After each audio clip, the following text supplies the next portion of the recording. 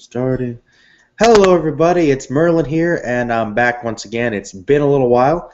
I did upload some videos recently. I did a Transcendence review. That's of the movie Transcendence with Johnny Depp. I did it with my lady friend Indigo, and we kind of did it in the car, so it's a little bumpy, but actually the sound quality came up pretty good. So had a pretty in-depth review there, and also discussed some of the upcoming summer movies.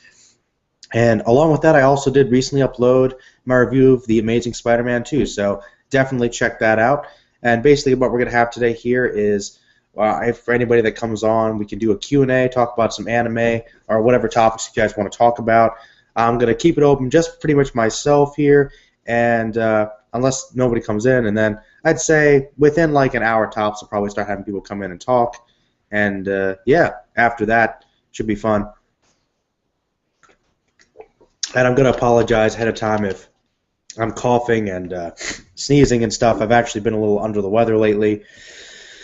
It's actually been one reason why I haven't been doing quite as many videos because, well, I've been really busy with work. My new job's kind of second shift, which is a little more like normal work hours, so it's been a bit difficult for me to adapt to that because I'm a little more of a night owl. So I'd say after this upcoming week, I've mentioned this before in some of my other videos, but after this week I should be getting more videos consistently out to you guys. Got a bunch of things I want to talk about. I was actually thinking probably next thing I'll do is an Eisen discussion. I was rereading some of the One Piece manga, and I was right up around the time where Usopp, spoilers, became the Sniper King, and I was just thinking about the Going Merry and some of the significance of that, and how really fundamental a part of One Piece that is, and how much it really shows the characters kind of really put at a point of real contention and division, and even though you definitely could argue whether or not there is necessary a mass amount of complexity with the characters, the plot of One Piece is in that it has, like, as people have often mentioned, this really big world, and it's got a lot of interesting characters. It's got a lot of creativity and diversity regarding that, and that's one of the things I think that really makes it stand out. And there's a lot of layers to the different factions and whatnot. However, some people do argue about whether the characters have a lot of depth, and I think that some of them do, as far as the standard shonen show usually goes. So there is some depth there for sure. But I think that one of the best examples is that definitely regarding the Going Merry and the conflict in that between Usopp and Luffy. I just think that really had a lot of significance, and I wanted to kind of touch a little more on that. And I'm looking here, and I see that I don't have any viewers, probably because, well, at least here I am on the East Coast. It's the afternoon on a Saturday, and here in Pennsylvania, it's my area of Pennsylvania. It's actually pretty nice out. Unfortunately, I didn't feel so because even though it's nice out, I kind of was really out of it. Last couple of days I was sick, especially yesterday. I was like pretty much sleep all day. I had to call off work and everything. It was kind of sucky. So that was that. But I did manage to go see Spider-Man. That was cool. And so yeah, if I don't have any viewers at the moment, I'm just gonna keep talking for a while to fill up some space. Just gonna do that because, well, why not? I like the sound of my own voice, and let's face it, it's pretty awesome, right? The classic Merlin voice. But in regards to that, I'm just going to keep talking and wait for people to come in if they have any questions. And if not, you can just bring questions as you want. I know the Anime Hero wants to come in and hang out, so he might come hang out in a bit. I'm actually, in fact, I feel like I should probably let people know about this somehow. It's funny, every time I get on here, it feels like it's always at least a month in between every time I do a live stream. So every time I get one up, I'm like, I always forget, okay, where do I have to find it? Oh, yeah, it's up and upload, and then figure out how to spread a word that it's on and everything. Usually I should announce it beforehand, I guess. Let me look through here. We got always some new features. At least YouTube hasn't changed too much recently. Anime Hero told me that Stardust Crusaders is supposed to be split into 2 seasons. At least that's what Saiyan Z3 told him, which, if that is the case, I think that'd be really awesome, because I think Stardust Crusaders is, honestly, one of the best arcs in JoJo. I mean, Admittedly, I think story-wise, it's a little bit like on the weaker side. It's pretty simple, but there's a really cool sense of adventure. There's a great cast of characters there and how they interrelate, and there's just a lot of really good bad guys, a lot of henchmen, some cool fights, some cool stands. It's really awesome, and I think if we one thing about the original OVA, which I really liked, is that unfortunately it did cut down. Like I'd say, it cut down about half of the actual fights and the different people they encountered in the manga. So if they split it into two seasons, and it's arguably, I think, the most popular arc of the manga, that would make sense, and that we could really get to see every detail explored. And from what I saw of it so far, it was pretty good, so that's good. I also heard, I believe, Mr. Falcon Punch referred to Hero that I should continue on with My Bride the Mermaid, because apparently there's a lot of good satire in there. I mean, don't get me wrong, I watched about the first 3 or 4 episodes, and I thought it was pretty decent, but I didn't feel a whole lot of urge to continue it. I might continue it later, though. Alright. I'm going to see if I can attract anybody here, because I don't want to talk to myself too long.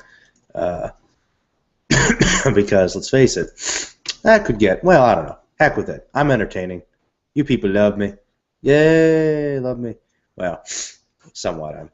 I do have the sniffles, though, which is very saddening. The sniffles. Let's see here. Oh, Well, who else should I invite along here? Oh, man. Anyway. Yeah, let's see what else has been going on. I was actually thinking about something. I was going to do a video on it, but since I'm actually just having a live stream right here, I might as well talk about it while I can. It's something that, it's come up from time to time in the anime community. I remember that a while back there was a string of people that were actually doing videos relating to this topic, and I kind of wanted to bring it up because it's a nice general topic, but it is actually something that I think is kind of a negative aspect of any fandom, of any hardcore fan base, is their ability and tendency to ostracize people that aren't quite as knowledgeable as they are in regards to specific topics. And that's because people are very, very sensitive. They feel, when they have a fandom, they feel connected to it. They feel like it's something special about them that they love.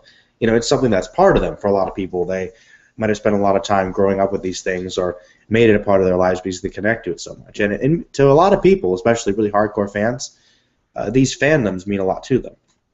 And what I'm getting at is, one thing that has kind of bugged me about the anime community, and there have been discussions about this, is the idea of what it means to be an anime fan. And this can be in regards to anime, but it can be in regard to anything else as well. And I'll use another example here. Take a comic book, for instance. If you're a comic book fan. Now, if somebody is... let's just say Spider-Man, for instance. Somebody just reads Spider-Man comics. They're a big fan of Spider-Man. They read Spider-Man comics only, and they don't read any other type of comic book or comic-related series ever besides that. Are they technically comic book fans?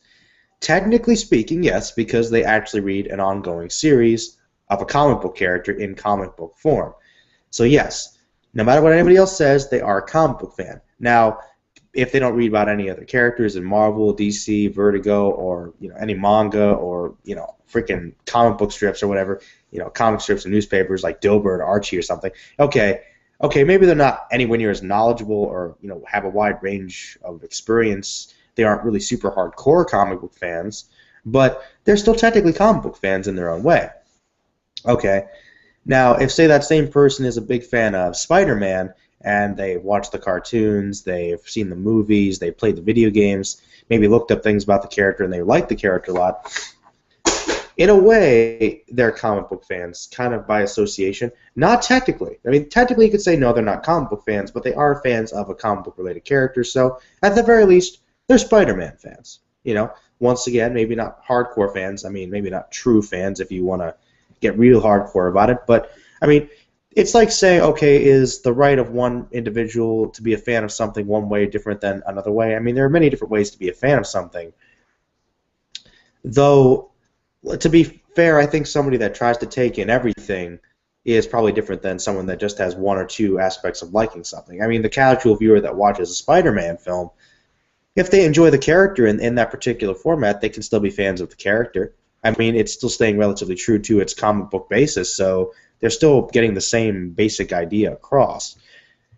Now, somebody that just reads comic books on one hand, yes, they're a fan of the character, but to be fair, isn't it kind of unusual to have somebody that just reads like Spider-Man comics or comic books in general and doesn't check out any other media?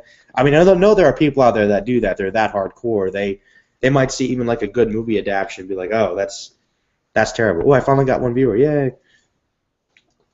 But in regards to my example there, in regards to anime fans, there was this tendency for a while, and I guess it'll probably go up and down, where people have these unfair expectations. Like, say, for instance, somebody likes one particular series, like if it's Bleach or One Piece, Naruto, Dragon Ball Z, Yu Yu Hakusho or Sailor Moon, whatever. If they like just one series and they're really hardcore into that series, they like it a lot, they watch every episode, they know they can quote it.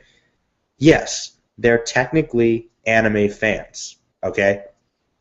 Like, all right, now once again, they might not be as knowledgeable or as hardcore, but to be perfectly honest, if they didn't have any interest in exploring other anime concepts or ideas, series, manga, whatever, they probably wouldn't go online and try to meet people on YouTube and talk about what they like.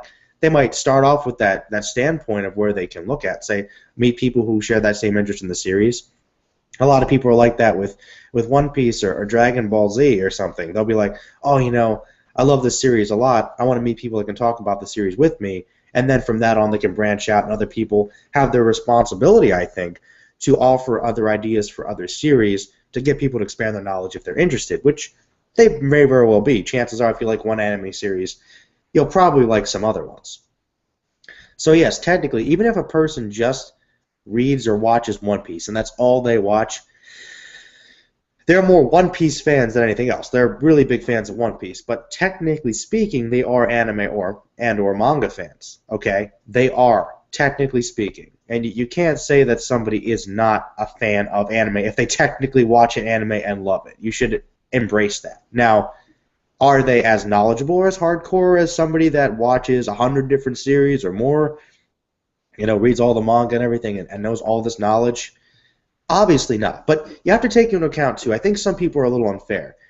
Some people in different situations might not have the same level of ability to gain, cable television, purchase anime DVDs or Blu-rays. They might not, have Netflix. They might not necessarily, they might have been at a different age group. Like a lot of people in the anime community, like, excuse me, are my age. They're like in their, early mid-20s or older. Some people are like about 30 or older, and they've been watching anime since, like, I don't know, the 70s or 80s. Some people, like hardcore fans, and they'll be talking to these kids who are like, some of these kids that are on the anime community starting out, they might be as young as 13 or 14, some of them. Like a lot of the people that are reviewers in this community, I mean, a lot of our fan base, I think people forget, people in the fandom group and other collab groups, just other anime reviewers, whether it's, like, what's his name? I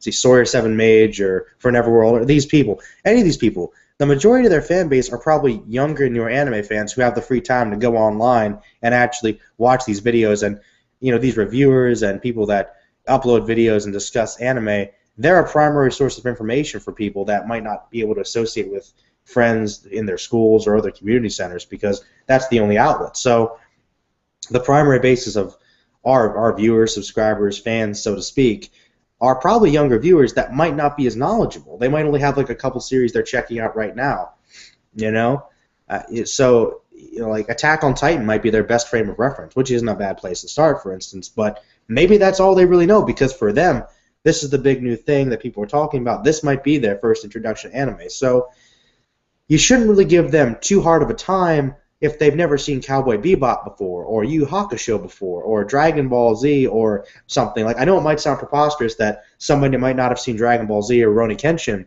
ever, but to like some 13-year-old kid, maybe not. It's possible. So I'm just saying, that's one thing that kind of bugs me. So yes, even though they're not as hardcore, I do think that technically speaking, there are many different anime fans out there. And that's just one point that I wanted to make quickly. I see I only have one viewer. I'm actually going to probably bring the anime hero in here just so that I can have somebody else to talk to, because I'm kind of sick, as you guys can tell, and I've already ranted quite enough, and I'm sure I'll rant later, but I'm going to send him a link. I'm going to send some other people links as well, see if they can join in. I'm going to see if I can get Phoenix Kind here. Oh, let's see. Maybe I can ask George to come in. Mostly going to get some fan group people, of course. Let's see here. Oh, yes, Smoke Raider. Gotta love Smoke. All right, who else we going to try and get here? I think Adam's in the army at the moment or something, so probably can't get him. Blaze, haven't talked to him forever. Let's see what he's up to. Booty Warrior, why not? Devil Artemis, what a boss. Yeah, that guy's funny. I haven't seen him in a while. Don't Kill an Anime, cool dude. Try to get him up in here. Let's see here. Lunar Spiral, the lovely Lunar Spiral, of course. Mr. Falcon Punch, he's a pretty cool dude. Loves Dorohedoro, by the way. If you guys have not read that series, oh my gosh. Like, it's a really messed up series, but it's really cool. And I have to say, it is probably like, it probably has some of the best artwork ever. Like, it's up there with Kingdom, you know. It's really good. It has some awesome artwork. Let's see here. I'm going to get Shot in here, possibly. She's busy. This will be really sad if I don't get anybody, but if I don't, it's fine. I'll just keep talking. Like a beast. I wonder if Uber Akari's busy. See here. Maybe Dead. See here. What? Oh, apparently there was a 30th anniversary of Dragon Ball that apparently we did a live stream for. I don't know if we actually did it, but if we did, that was great. Yeah, guys, definitely, if you're still watching at this point, please check out the fandom group. I have not had a chance to upload one of my anime movie reviews for a while. I'm debating which one I'm going to do next when I get the time. I think I know which one I'm going to do, though. I think I'm actually going to do my favorite InuYasha movie. And I know that might be kind of a controversial choice for some people because, you know, and I'm actually going to talk about that right now. You know, I'm going to talk about that right now because why not? Why the heck not? You know, I got a couple hours before work. Why not? Gonna just shoot this. Okay. All right. InuYasha. The hate. Like, all right. Like, seriously. Okay, I'm gonna start off right off the bat and say, I understand. Okay, it's not the greatest series. It's kind of like the generic. I mean, I don't know if this would be too harsh to say this, but I think you could almost say that, like, circa the, like, early mid-2000s, like, circa 2004, 2005-ish, like, at the height of InuYasha's popularity over here, it was sort of like the fairy tale of its day. And what I mean by that is that among, like, the younger crowd of anime viewers at the time, which would have included myself and people younger than me, InuYasha was, like, it was cool. People liked it. It was a big show. But it was kind of dumb. It was kind of repetitive. It wasn't that great. It had, like, some cool ideas, some cool fights, but beyond that, there really wasn't that much, you know? It just had enough to be entertaining for, like, a younger crowd, and that's what boosted its popularity. It's kind of like Fairy Tail now. Like, right now, Fairy Tail is, like, fairly big among younger viewers, but everybody else that's a bit older and wiser is like, oh, man, it's terrible. It's got all these flaws. And they're right. I mean, heck, I tried to watch Fairy Tail, and I think by episode 5 I gave up, and what Zoro Fanboy told me was like, well, Merlin, if you didn't like it by episode 5, you probably shouldn't have watched the series because, like, the first couple seasons were the best, and then it goes down after that. So I'm thinking, if I couldn't get through the best of the series, and I just thought it was too random and childish. Like, I liked some of the things in it, but I just didn't think, it seemed too, I don't know, childish for me or something. Oh, I'm getting more viewers now. Woohoo! Yeah, you missed my whole, like, anime fan discussion. Well, go back and watch it later. Fine.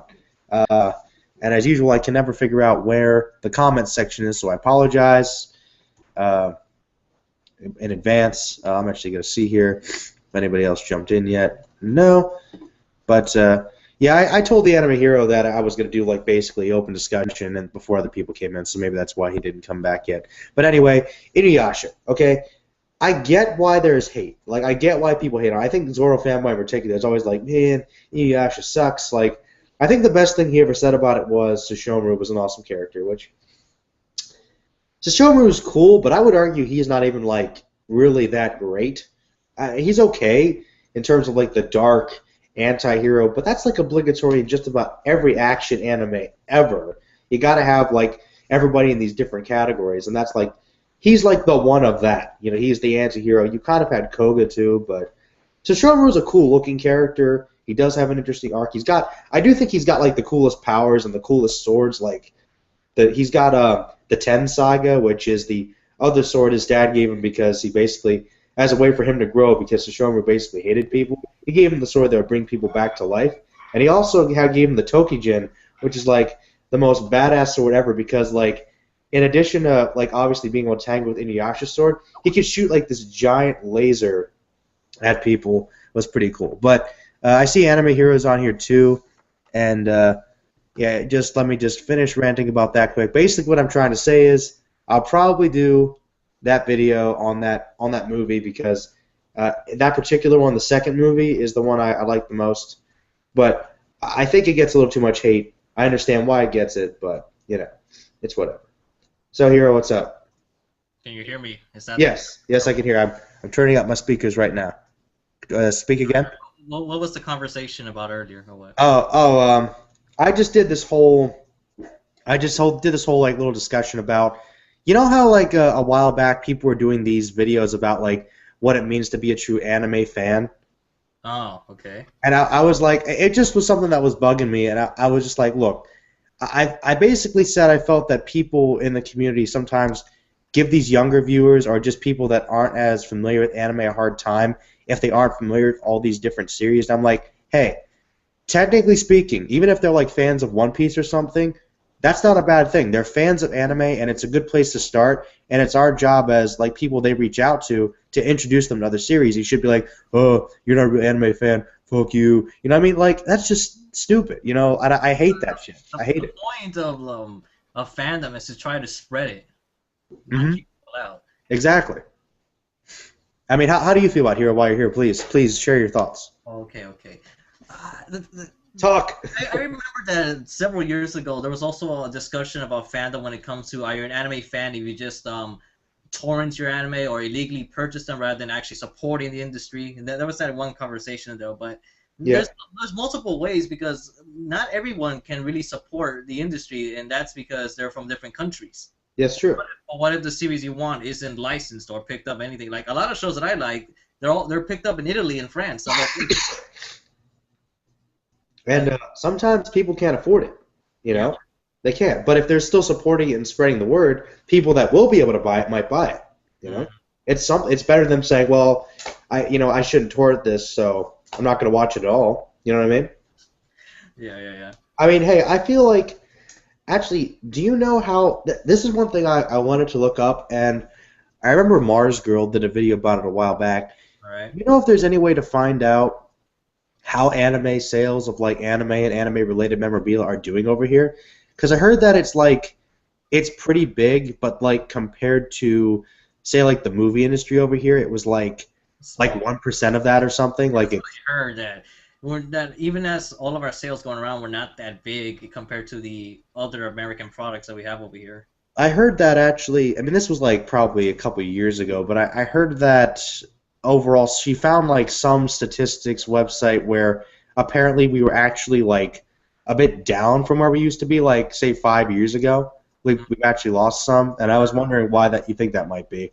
Well, for starters, I never know exactly where to get these statistics, but if I had to guess, it's kind of an odd thing because you would think it would be increasing rather than going down. But if that what her statement is true, then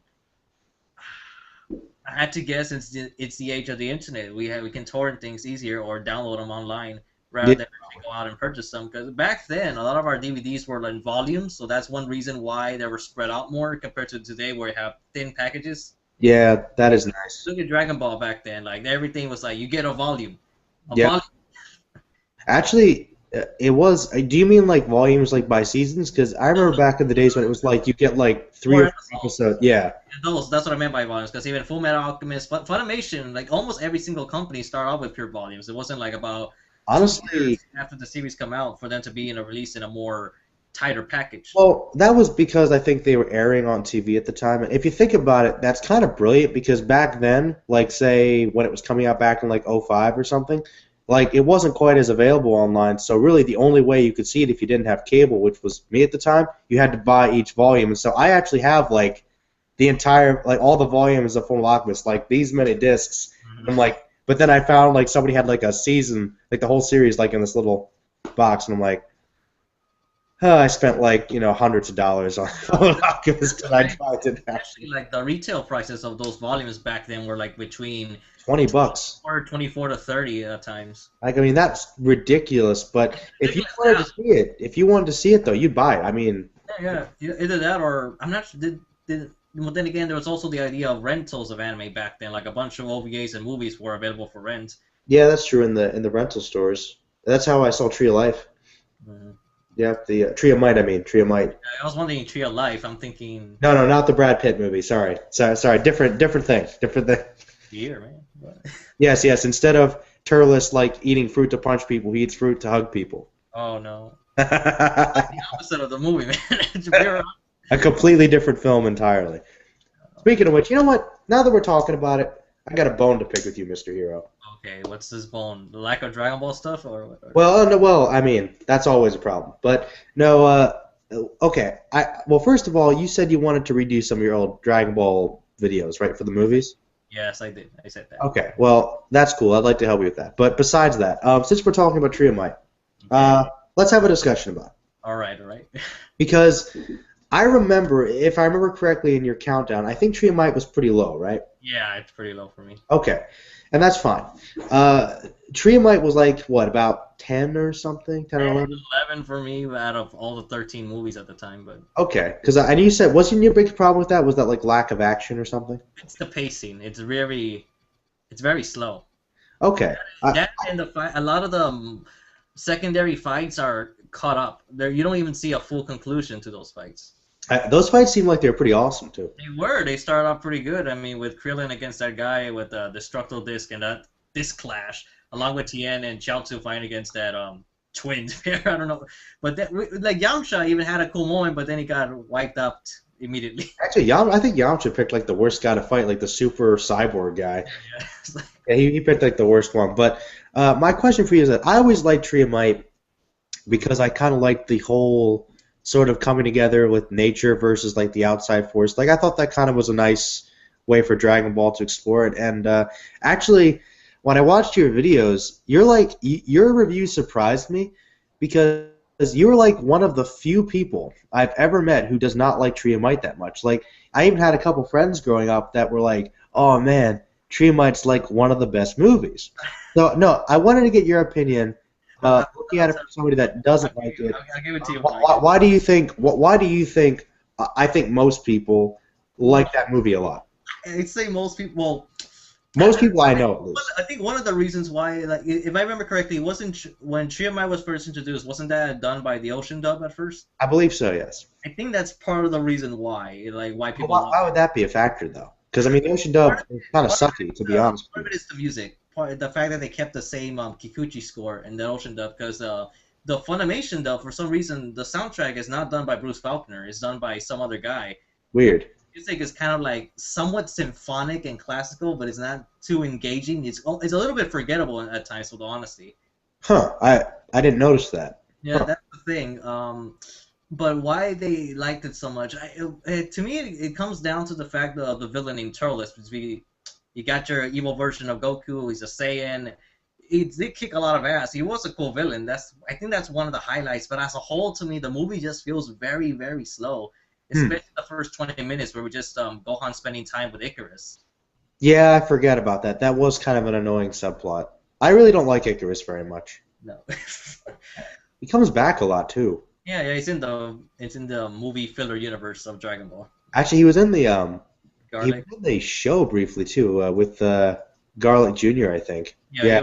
that arc. So. Yeah, he was in that arc too. He's like the filler dragon. He's like the mini Shenron. When they don't have Shenron around, they take that guy. Little pink son of a bitch. Oh god.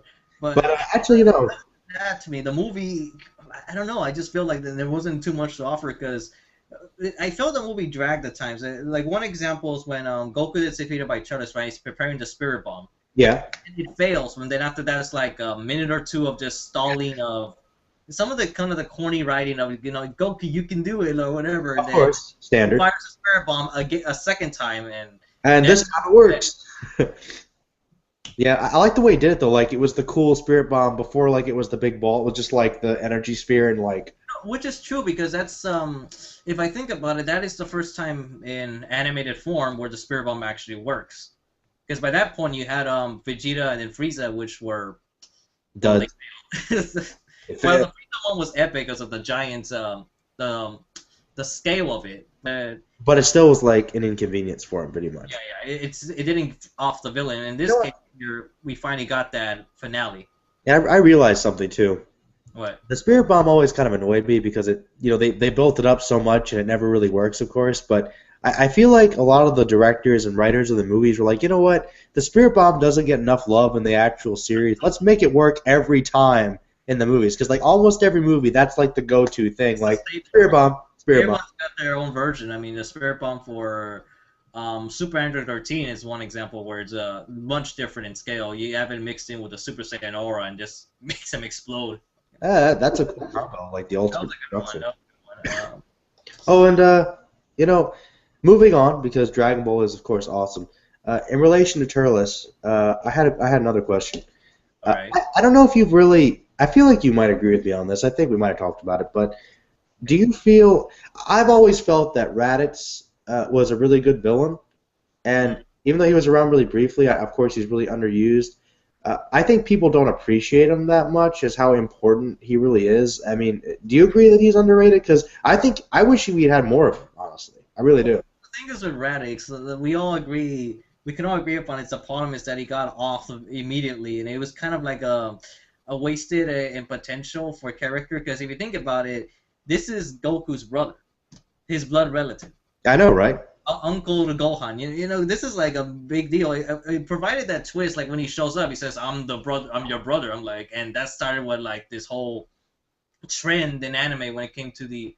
Well, it didn't necessarily start the trend of No rivalry, like if you take Fist and North Star, but it's something that's like so 80s, with honesty, for that kind of plot line to occur. But it's just the second problem is that he's compared to a Cyberman. That's the thing. That's the main deal. The fact that this is the thing, man. It's stupid and frightening at the same time. That's the thing. Stupid and frightening. Yeah. At the time for the plot, because I agree with you, Cyberman's like the guy that nearly killed us. Okay. But the thing is, Raditz is a Saiyan, and he's a Saiyan from Bardock's bloodline. So we know that with enough potential, if he had pushed himself hard enough, he could have continued to be a big threat. You know? You know one thing they could have done? But I feel like maybe Raditz's role was taken by Vegeta. That's what I always thought. Yeah, because it felt like they introduced this character, oh wait, we have to kill him so this other threat can come out.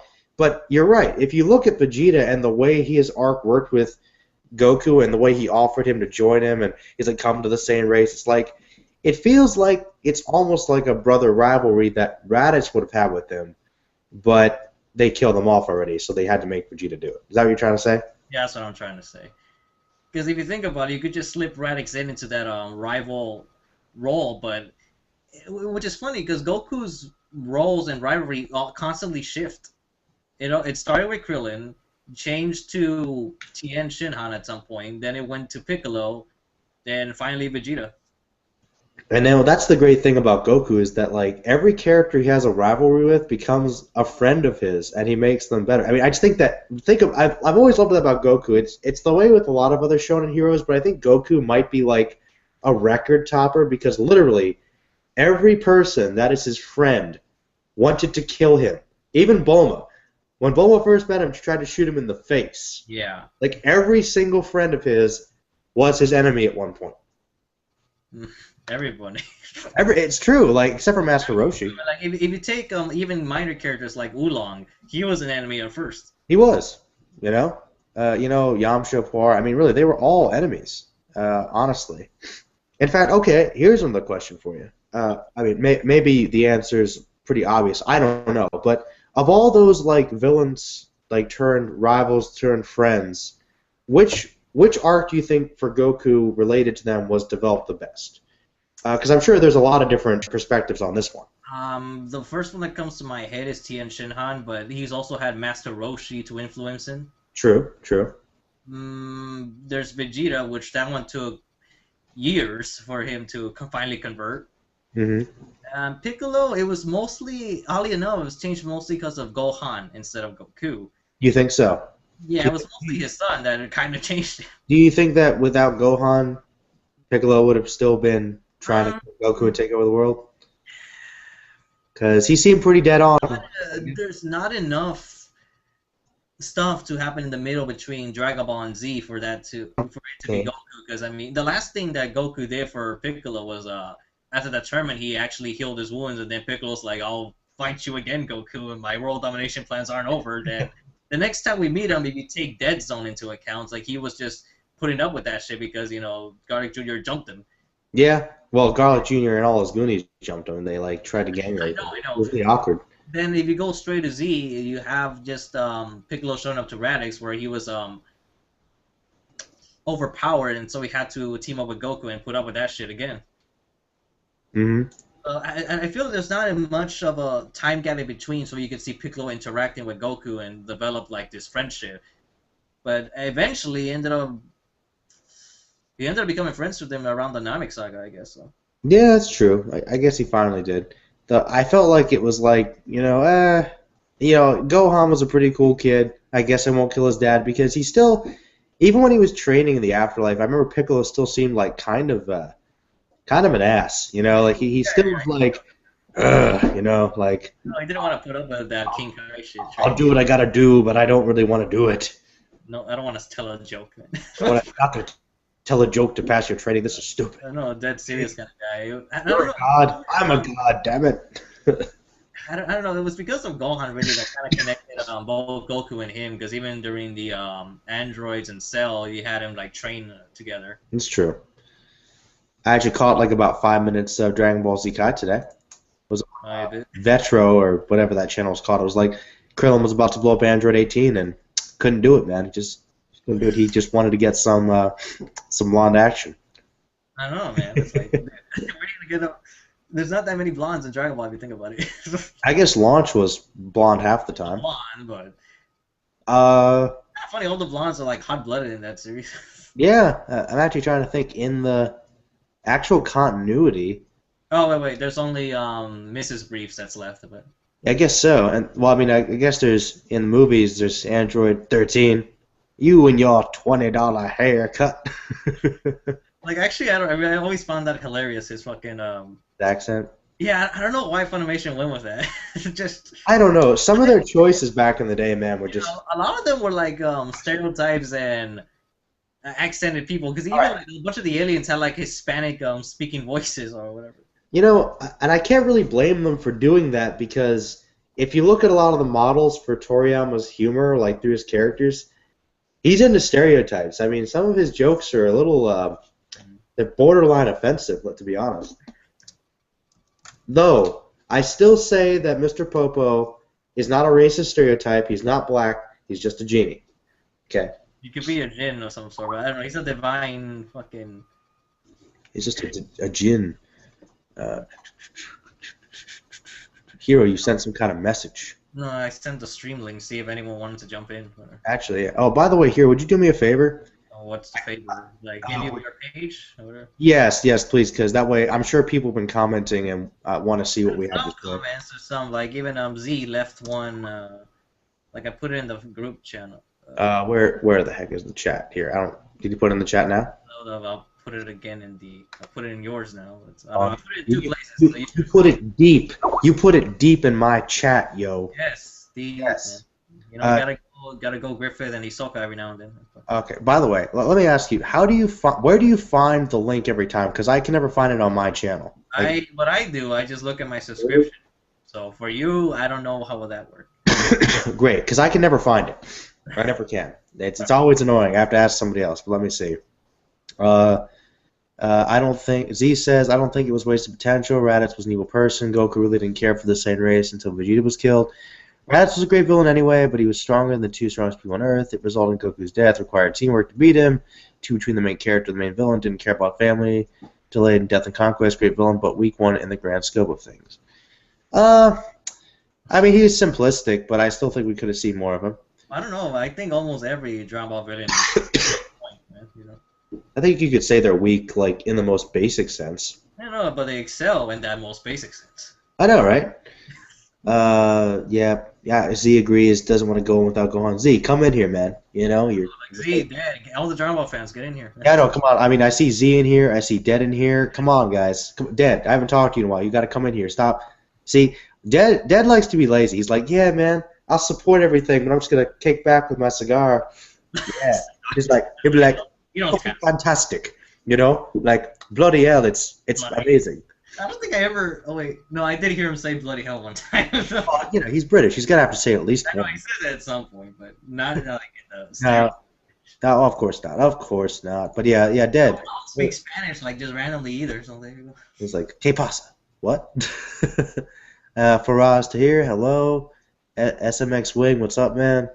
Of course, the Sword Art Online, Kyotaro Itsuna. My favorite anime of all time. Hero, what's my favorite anime of all time? Full Metal Alchemist. Yes, he knows. So there's the answer to your question. My favorite also begins with an F. Can anybody guess his? How long of an answer response you're gonna give him? Okay, anybody in the comments, you have 30 seconds to guess what his favorite anime is. I'm sure at least one of you knows. If you know Hero at all. It's like in pretty much all his videos. Well, I know. I already told him it's with an F. I mean, that narrows it down. If it's an English word, that's an F. Yes. Japanese is with an H, but whatever. Oh, that's just making it too easy. Oh. Like, English name with F, Japanese with, H, yes. I'm reading Z's comment. Movies 4 to 10, I can barely watch them in English anymore. Honestly, it's definitely sub for me when those different characters all together entered 13 barely spoke a word of Japanese. Who knows? Hero? Yeah, I don't know. To be honest, I haven't watched the movies in a while. They're stuck in my brain, man. Because when I did those videos, I actually watched them in both languages, most of them. They're different portrayals. Like Super Android 13, that movie in Japanese is very quiet. Like the androids hardly speak anything. Honestly, I kind of personally I prefer the English stuff for that because just to make things a little more livelier for me. I see what Z means because a lot of the movies they're very different. Like Tree of Might, especially that one. The English translation was very rough compared to his Japanese counterpart. But very rough. Yeah. Well, a lot of the earlier movies kind of had that issue. Hero. Out of curiosity, some people are asking, are you reading Kingdom? I read it. I read 100 chapters, but I haven't gone back to it since then. I guess I better give my first impressions on it right now since people are asking. Well, Kingdom, I don't think it's nothing bad, but obviously I only been at the tip of the iceberg thus far, and I've yet to see the epic scale that's supposed to happen in the 300s because I know Z was reacting like mad shit crazy for that, but from what I can judge from right now, I'm actually finding it's a very good story. It's very moving progressively, moving fast. There's no real gripes against it. The thing is with me, I haven't really gotten into it. That's my only problem. I haven't felt that rush, that excitement, that fanboyism that I'm looking forward to. Like not yet. But I do like the character Shin so far because he's like a mix of. Honestly, he's a mix of Guts and Luffy. Yeah, that's a good way to describe him. Very unique combination because he has like that rough exterior, but at the same time it has a lot of those shonen traits like throughout the series because it has some humor. It has especially like chapters 98 through 100 when all those other kings show up. It just felt like a very shonen scene, especially with their dialogue, how they're kind of like goofing off, yet at the same time displaying their difference in ranks in terms of power, and manliness. Yeah, just that manliness too, because that's what Zoro was telling me to get into it because it has that manliness you're looking for. He's right. Kingdom is pretty manly. I'm kind of in the same boat as you. I read quite a bit of it. but I'm not really far enough into it yet that I haven't felt the fanboyism. I haven't gone back to it in a while, but it is pretty manly, and I don't really have a problem with it. And I also, the thing that stands out about it a lot for me is I really, really like the artwork. Like, I love the shading and the detail. Like, it just looks so good. It's like one of the best in terms of artwork I think I've seen in a while. Granted, it's one of the few fantasy series that I've been into because there's not that many fantasies that I'm aware of that are. Well, there is Berserk. Well, that one obviously, yeah. But I mean other series, other than. Well, what about Fairy Tail? I don't know, man. I don't know. I don't know. There hasn't been any. There's only been two things that got me curious about Fairy Tail to watch it. Okay. One is Ursa Scarlet because everyone's been hyping her up like crazy, and the second thing is the soundtrack itself. But other than that, I haven't really been motivated to dive into it yet. Well, I mean, hey, if you want to check it out, you might like it a bit, but I couldn't really get into it. But the soundtrack was pretty awesome. Yeah, no, because that guy's music is always great because he's like in everything now. What else did he do? Hellgirl, Naruto Shippuden. Okay. New Fist of the North Star, the OVAs for that. Shiki, Gantz, and A lot of shows you like. yeah, a lot of things. So that's the thing. I'm a fan of his music. Just that. Oh, hey, a good soundtrack is definitely a plus no matter what, even if the series is crap. Like, what was that? Avenger, your favorite series? Yeah. You think I should review that series? Or not even bother. Funny thing you mentioned Avenger because just the past week, someone that I was watching actually reviewed it, and he was really upset by that show. It was just a bad altogether, but. I see. Oh, Uber said a mix of Guts and Luffy with comedy and shonen traits. That sounds awful. Hey, it sounds realistic though. No, but it's pretty and dark though. But it's like, yeah, there's darkness, but there's people have to have a sense of humor to make light of things. I cannot deny the slight humor. It's not exactly It's not like it's not a comedy. It's not One Piece level. No, it's not like a comedy where it's all over the place. So it's like little bits of comedy here and there just to take comic relief. That's the best. Would you say it's kind of like a Hunter x Hunter comedy? Like it's not really there that much, but it pops up once in a while? Yeah, I would go with that. It's like around that level. Okay. Well, what's your level? But the thing is, I know the author does have a sense of humor because at the end of every chapter, you have like this omake page where it'd just be a little joke. Well, a lot of mangaka do that. Yeah, no, I know, but it's there. I'm just saying that it's there. All right. It's there. Hey, Shot, Red, what's going on?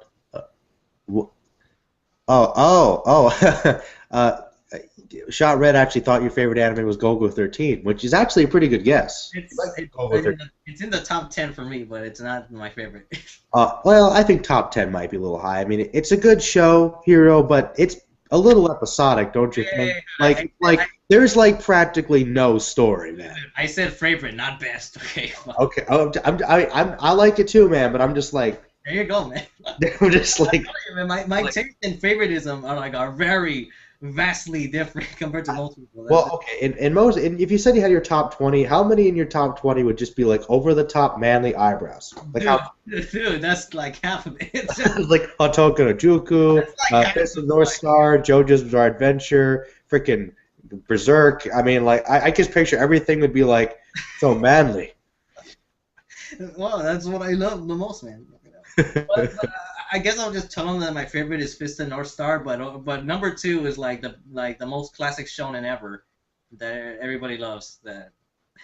Which I'm pretty sure is like my number 2 as well. Merlin, I'll let you guess. Like, what's my number 2 favorite anime? Well, I'm pretty sure you've told me before, isn't it? I told you before. It's not obscure. It's very popular. It's pretty fun. It's Dragon Ball, isn't it? Yeah, it's Dragon Ball. Yeah, I thought so. But wait, I thought. Okay, you've said before that between Dragon Ball and Fist of North Star, it sometimes changes. Yeah, sometimes. Sometimes changes. Yeah, that's how I feel too. Dragon Ball just got such a nostalgic factor for me. It's kind of hard not to like it, even despite all its problems. It's funny. Everybody, okay, this is like the live stream of watchers, man. Everybody wants to watch, but nobody wants to jump in. Nobody wants to jump in and swim. Well, I think mainly it's because maybe it's, I don't know. Maybe are we too manly? Is that what's going on here? No. Too manly. Heroes too manly is like, oh. Is that what's going on? Oh my god, I don't know. Oh shit! It just got manlier. Fuck yes. The moment I say Dragon Ball's my number 2 favorite, He's like what? Dragon Ball's your number 2? Dragon Ball should be number 1. Number 1. No, Dead's right there with me with FMA though. We're like FMA bros. No, like Dad, if you're saying anything, I can't hear you. So yeah, I can't even see you, Dead. So see something. Say something either in English or English. He's not saying anything. He's like, you know what? He left us. He hated it. He was like, nope, I'm not dealing with you assholes. Oh man, so I don't know. What else, Hero? Great, right? Oh yeah, well, you know, we talk about that every time. No. Every freaking time. Because it's always true. Right? All right. I remember Uber saying here he tried to get into Golgo 13, wasn't working for me, but well, that depends. If you were reading the manga, it's the manga's a lot slower paced than the the manga's like old too, isn't like one of the longest running manga ever? Yeah. A funny thing. I'll tell you. Well, interesting thing. In recent sales, Golgo 13 is number 2 in the world of manga. Number 2? Number 2. What's number 1? One Piece. Wait, like as of like right now or like of all time? Yeah, right now. Go really? Yeah, that surprised me. Oh. Also, Blackjack was number 3, surprisingly. So. Seriously? I didn't think they were that big. I'm surprised, man. The old scooters are still making it. Huh. Well, I mean, I guess if they've been around for so long, they've got a good head start. Yeah, I like Golgo 13, though. But you know my big issue with Golgo is that in regards to Duke Togo as a character, I don't know how I feel about him. Because, hear me out. Because, like, he's so bad. Hear me out. He's so bad. Like, he really is. And Dad keeps trying to get in. But he's so badass, and he's so awesome because you see him, like, do all these incredible things. But, like, he's not really a very nice guy, you know? I know he's not. Like, I mean, I normally, like, I don't mind my characters to be flawed, but, like, most of the characters that I feel are protagonists, unless they're, like, a straight-up villain, they're at least to some degree reasonable. You know, there's something good about them. But for Duke Togo, it's like, he's a hitman, you know? That's the thing, man. It's like ambiguous feeling about him because he doesn't really do anything heroic. Most of the time, he's cutting off the people. I mean, I remember there were a couple episodes where it seems like he does help people out, but it's more circumstantial, you know? It varies to his client, honestly. Like, I kind of feel his character all depends on what the assignment is. Yeah, it's like, all right, if I have to, like, kill this guy who's a cult leader to, like, help, like, save all these people, I gotta really take this guy out. But if I have to kill this chick because she, like, sold out the mob, well, I gotta kill her too. Like, it doesn't really... Like, if he's doing something for a good cause, he's really serious about it, but if he's, like, working for bad guys, he's like, I'm gonna do it too. Just I'll do whatever, like, fucking... I don't know, but he has some principles from what I saw, because the only thing I haven't seen him kill are kids. It's That's like that, I never... Like, even in the movie, there was a kid who shot at him. He didn't do anything back.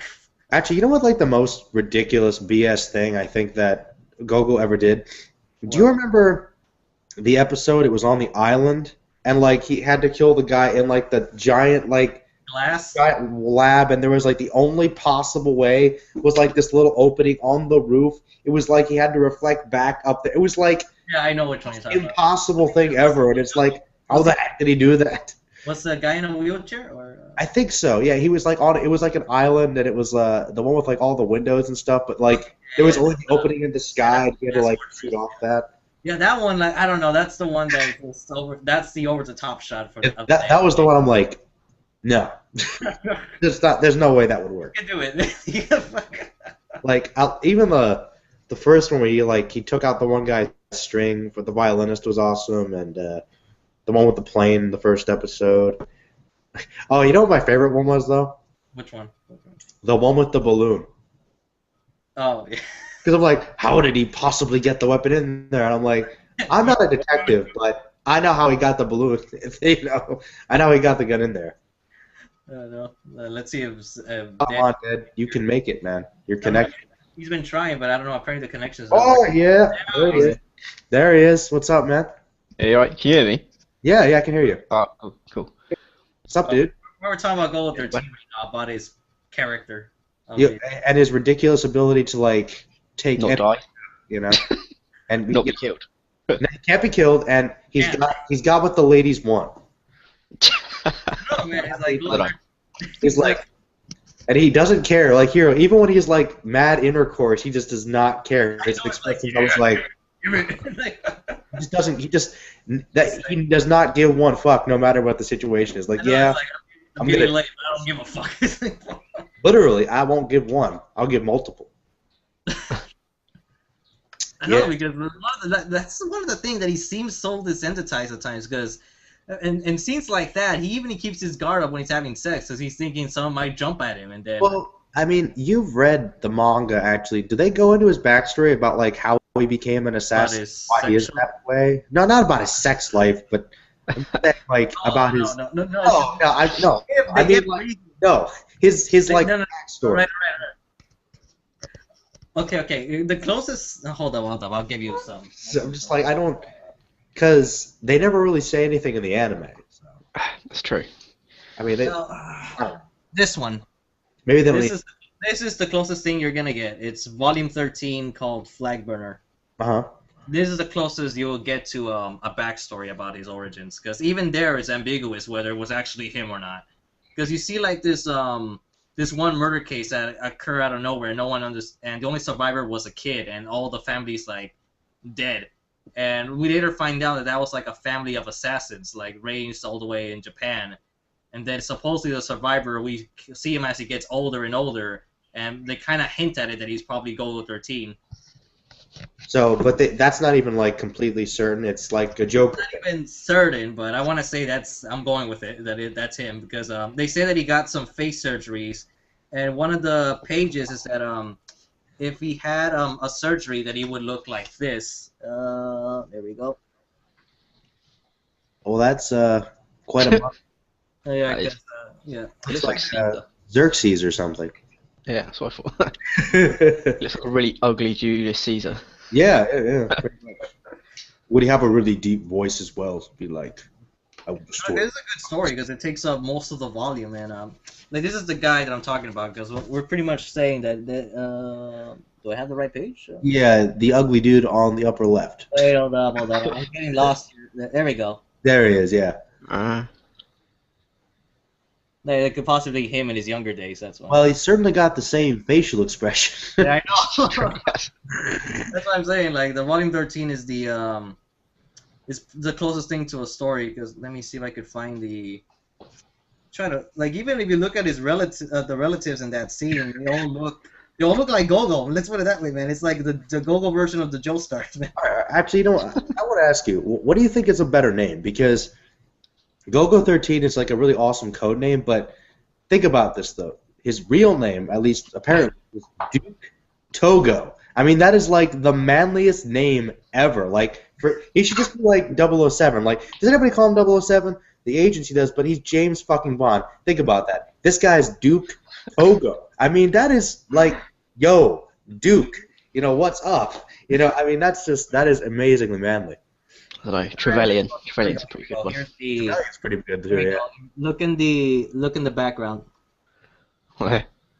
Is that him right there? No, those are the family members. Oh, his like relatives? Yeah, like all his relatives. All Assassin's Creed or some shit. Yeah, no, all look like Golgo, man. Fuck it. They all look like the Duke. Yeah, I don't know. Duke Togo. Uber Curry's in it. Uber's in here, of course he is. There's Earl Togo, there's Count Togo. Oh, what's up? Count Togo. Like Prince Togo, King Togo, it's the Togo royalty. Knight Togo. I was gonna get into Golgo 13, but you should try, man. It's not bad. The main character is he's a dick.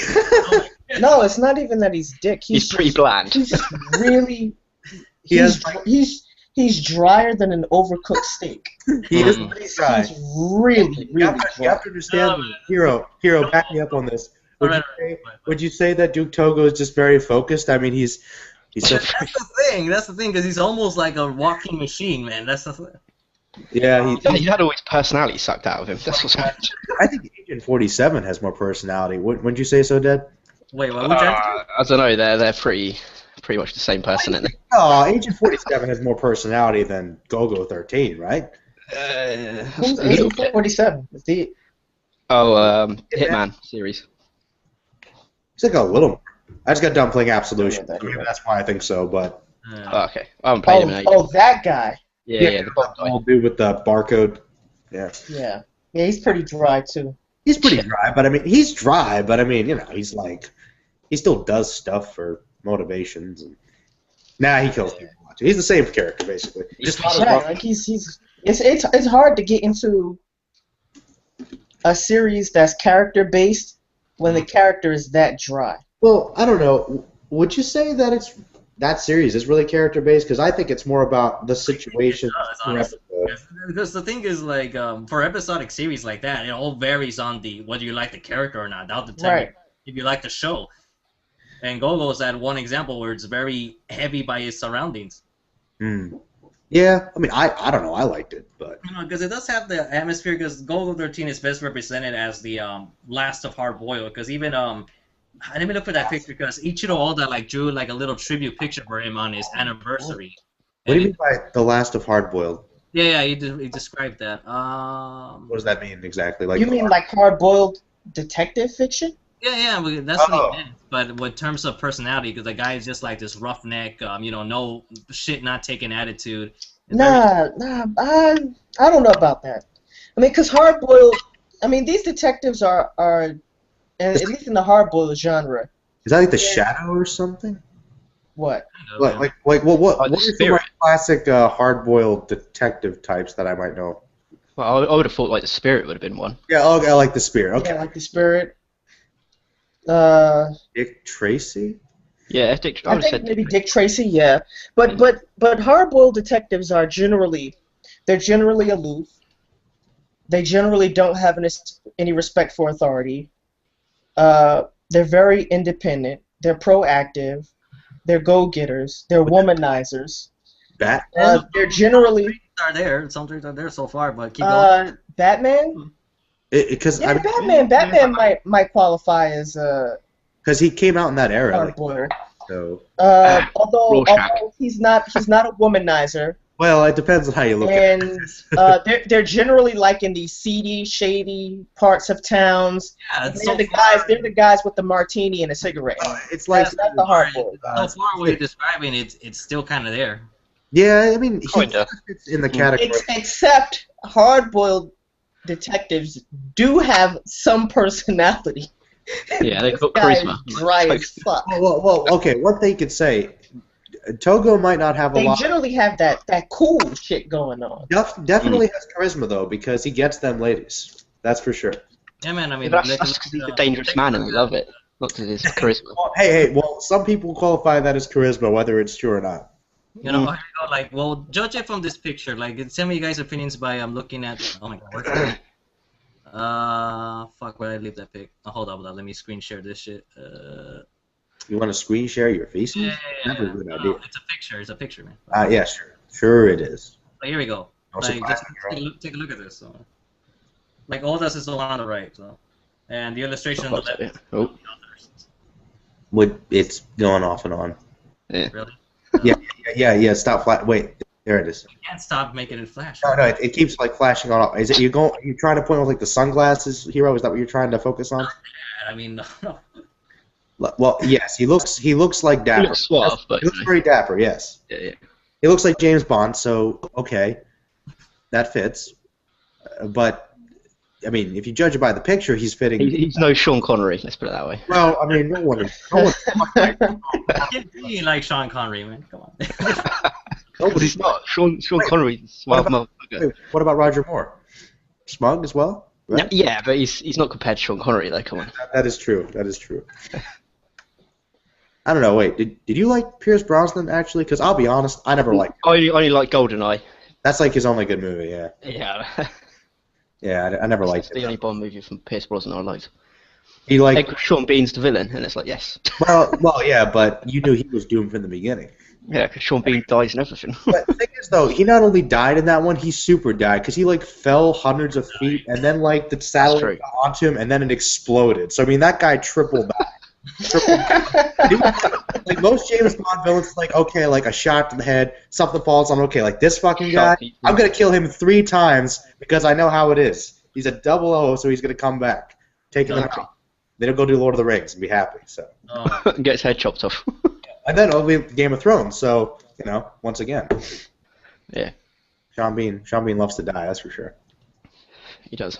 But I don't know. I think we can all agree that Golgo is at least somewhat dapper. He's got that SWAT suit, and so he I guess they were trying to put him in that category. He does seem a bit robotic, though. I know he is. A bit. Yeah. Christ. Well, I know, but apparently Japan loves him. I mean, come on, for him to still be going since '68. Yeah, that is true. How many volumes is it? I'll check right now. It is in the hundreds. Yeah, I thought so, like 115 or something like that. Let me check. Golgo 13. He has a total of 172. Jeez. Wow. I was off by about 60. That's crazy. Yeah. He's number 3 in terms of highest number of volumes. I thought you said he was number 2. Number 2 in sales for this year. Well, who's in the top 10? Now, since you got the list there. Okay. Number 10, we go from. Actually, I need to check this because I have no idea what this is. I have no idea what this is, but I'll say the name. Shizuka Karu no Don Yakuza Side Story is number 10 with 108 volumes. Never heard of that. All right. Number 9 is JoJo's Bizarre Adventure with 110. Okay. Number 8 is something called Ushinbo. Sounds. And number 7 is Nichite Monogatari. Is there an English translation for that? I don't know. It doesn't have a page on Wikipedia. Number 6 is Baki the Grappler with 121. Pretty high, actually. All right, whatever. And on number 5 is Cooking Papa for 127. Okay. Number 4 is Minami no Teo. 3 go with 13, 172. 181 is Dokaben. And number 1 is actually Kochikame from Shonen Jump. You know, that police officer? Oh, yeah. I know that. guy. Okay, I actually have not read a lot of those. Those are like some of the oldest ones, I guess, like long-running ones. Yeah, a lot big time. Oh, wow. Well, hey. One Piece will be there one day.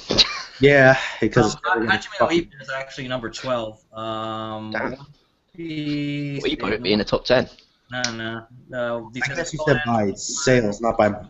I was wondering by sales, not by manga volumes. Oh, okay. Now, if it's by volumes, I mean, it could have been around forever. It does, Never mind. But for sales, I don't know. I need to look for that list. I think it was... Sales is One Piece, then Dragon Ball, then it's Slam Dunk, I think. I don't know what goes after that, though. I think Hunter x Hunter is pretty up there. Yeah, I think so. What's up there? Yeah, I know there's some that are pretty up there, but yeah, I haven't heard of most of those older ones. Me neither. That's pretty cool, though. I mean, I like checking out some older manga sometimes. Not by. I was wondering by sales, not by manga. Let's see here. Oh.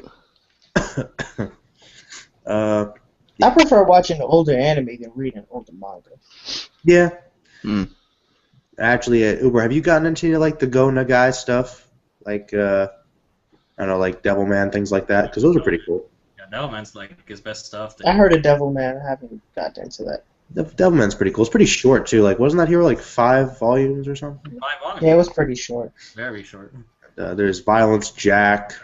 I don't know, man. Violence Jack is very in the exploitation zone, like you said. Well, I mean, hey, if you're it's pretty violent. It's pretty messed up, but it's pretty. I feel like Violence Jack is rather than for me. It definitely is, but sometimes it gets overboard with his violence, man. I mean, come on, he doesn't have to go that far. Well, sometimes you gotta go deep. You know how it is. I don't know, man. I mean, how violent is Violent Jack? Yeah. Well, if I were to describe the OVAs, man, let me put it this way. It inspired Kentaro Miura's Berserk. Like Go Nagai as a whole inspired like Kentaro Miura's ideas. I'm at the point right now where I don't think any amount of violence would shock me. Watch Violence Jack Evil Town. Let's come back to me after that. Well, I mean, especially like I don't know what it was, but like a lot of the anime like OVAs that were released over here, like in like a lot of the manga produced stuff, like in like the late '80s, early '90s, like I don't know what it was about like that particular section of anime at that time, but like everything at that time seemed to be purely exploitation because like the level of sex, the violence, just the darkness overall, it was like at a whole level. Like I don't think we've actually seen much anime since then, like between like '85 and '95, like. You guys know what I'm talking about? Like that period. Yeah, it's been toned down great. What do you mean by exploitation? You know, like violence and sex in the most awkward positions in the most awkward space. I mean, for example, in Violent Act, there's a scene where a tranny is raping a woman. But what does that have to do with exploitation? Exploitation in what sense? The fact that it doesn't really build up the story whatsoever. It's supposed to be for shock value, but sometimes it just goes overboard and all over the place. For shock value only, like no other purpose. Like a Tarantino movie, kind of, except badly written. Is that what you're trying to go for? Because, I mean, like, I was thinking a good example of... I don't know if I've ever seen a Tarantino movie with violence just for shock value. I mean, you could... Well, the thing about Tarantino is, like, his movies are kind of violence for shock value. He just has a good story behind it because his movies are mostly paying homage to the exploitation films of the 70s that he likes. Like Kill Bill, for instance. The violence of that would be considered, like, over-the-top exploitation. Oh, I got one. The, wouldn't you say was it Biohunter, the one you were talking about? Yeah, I was going to say, Biohunter is a great example. Like, that's pure just fucking ridiculous. Like, with the tip with the teeth. Yeah, and, the tick. Like, there's no point for that. That was just like, okay, you've got this horrible monster, but does it have to attack people that way? No, they just did that to be... Or take that. What were some of the most violent scenes in Kill Bill? Because the only one I remember is when Oren Ishii got like the top of her head cut off. Yeah, like that's an example. Like it's just over the top. I mean, I guess it's not like as graphic as it could be in some films. I don't know. I mean, it's cartoon. I admit, it's cartoony, but that's what I say. Like, I don't know. My feelings about violence are. I mean. Like, I know there's some series where there's just violence for the sake of violence, like Gungrave, shit like that. Like, that's violence for the sake of violence. The violence in the context of Gungrave, I mean, there had to be violence for the story with the crime elements, but do you mean like the type of violence? Like the way it was... Like, just over the top, shooting shit up to infinity. That type of shit. Yeah, you're right. I mean... but... Fusion. I don't know. I mean, how would you expect a sword fight to go if you cut somebody in the head like that? I mean, I don't know. Yeah, I guess you're right. But okay. No. You can list like a list of OVAs and movies which are just kind of bad. Like take Devilman, Apocalypse of Devilman is one example of that. I like that. All the Violence Jack OVAs are pretty much violent porn. Is the best way to describe it. I don't know. Here, I'm trying to figure out like a good way to put an example. Would you say that like Ninja Scroll was like that, or was that toned down a bit? I thought there were some parts that were pretty. I've never seen Ninja Scroll. It was edgy enough, but it wasn't to the point where it was like the whole movie in general was bad. It was just the well, it opens up and like the one member of the. I mean, they are getting killed by like demon warrior. Yeah, but like the one guy's like basically raping this chick, and that's kind of disturbing. It is a disturbing thing because I mean they were like putting emphasis on that, but it wasn't like for Oh, actually, you know what scene is more exploited than that? Is when she returns to tell them that their group was defeated and the guy was just like randomly fucking. Oh yeah, when the guy's banging the one like diplomat, he's banging this chick while he's having the conversation with her. Yeah, that's an example. Yeah, that's a good example. That's a good example. Like just like sex for sex sake in the background, like. That's a good example. Actually, you know, I thought of another one that's kind of I thought of two more things that are good examples. Mad Bull 34. Kind of a what? Those two. You froze up there. What? I did. I said Mad Bull 34 and Crying Freeman. Oh yeah, Mambull's totally exploitation. Yeah, there you go. Mambull's hilarious though. I don't know. I would have to judge these things on a case by case basis. Well, because. Oh, I mean, well, I guess, in your opinion, Uber, what would be, like, really exploitative violence? Because, I mean, you're right. If somebody cut somebody's, like, skull and it went flying off, I guess if that technically happened and they were trying to show it accurately, that's how it would be. But I guess some people would say, okay, do you actually have to show that? And some people saying that showing that would be exploitation. But then again, maybe that's just a ratings issue, which is, of course, messed up. Anyway. I don't know. Saying that something is violence for the sake of violence is a very tricky issue because, to a certain extent, it's subjective. Yeah. Right, like, if you're going to say that two people having a sword fight and one of them gets the top of their head cut off might be violence for the sake of violence, like, did they have to show that? Then that seems to suggest that, to me, that any depiction of graphic violence might inherently be exploitation. And, I mean, like, people say things like Gantz are like exploitation. Like, that's just violence for the sake of violence. Yeah. And I'm not sure about that either. Like, I mean, it's hard for me to think off the top of my head what I've seen that could constitute violence just for the sake of violence. We're giving you the list of stuff. We're telling you Marvel 34, Biohunter, Violence Jack. Right, but like I haven't seen those things, so I can't comment on that. I've seen like really violent stuff like Space Runaway Idion, like incredibly violent, like just gets ridiculous towards the end, especially in the wrap-up movies. Just, I mean, like children getting their heads blown off with bazookas. Oh, okay, here's an example. Would you consider that exploitation or no?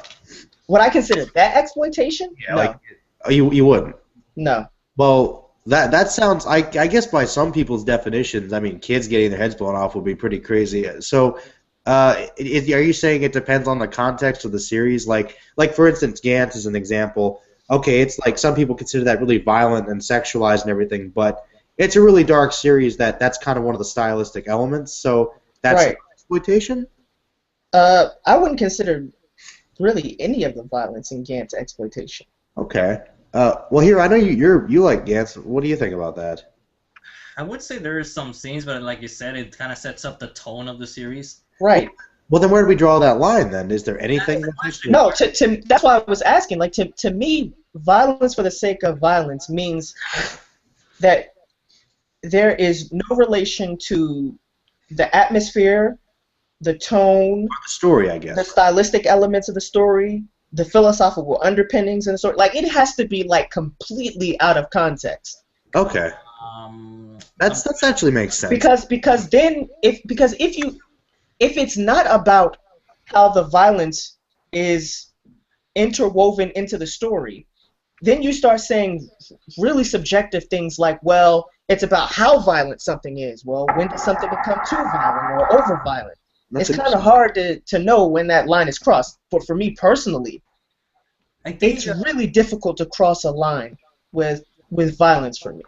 That's an interesting. There have been some instances where I've thought that perhaps something is too violent, especially as it relates to sexual violence against women. Because it seems to me that a lot of authors are incapable of giving us an atmosphere of violence without using the female body as the site for violence. That's interesting. That disturbs me. Can you provide an example specifically? I got. Like George R.R. Martin's work. Okay. Yeah. All right.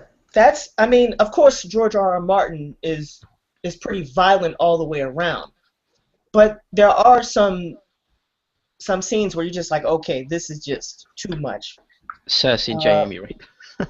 Yeah. Cersei and Jamie? No, I mean, I don't care about the incest at all. And that shit, it just doesn't. No, when he rapes her over like dead body. Yeah, the dead body thing, kind of little. Yeah. What was this? Maybe some people like necrophilia. 2 episodes ago. Oh, see, I didn't see that episode, so I don't.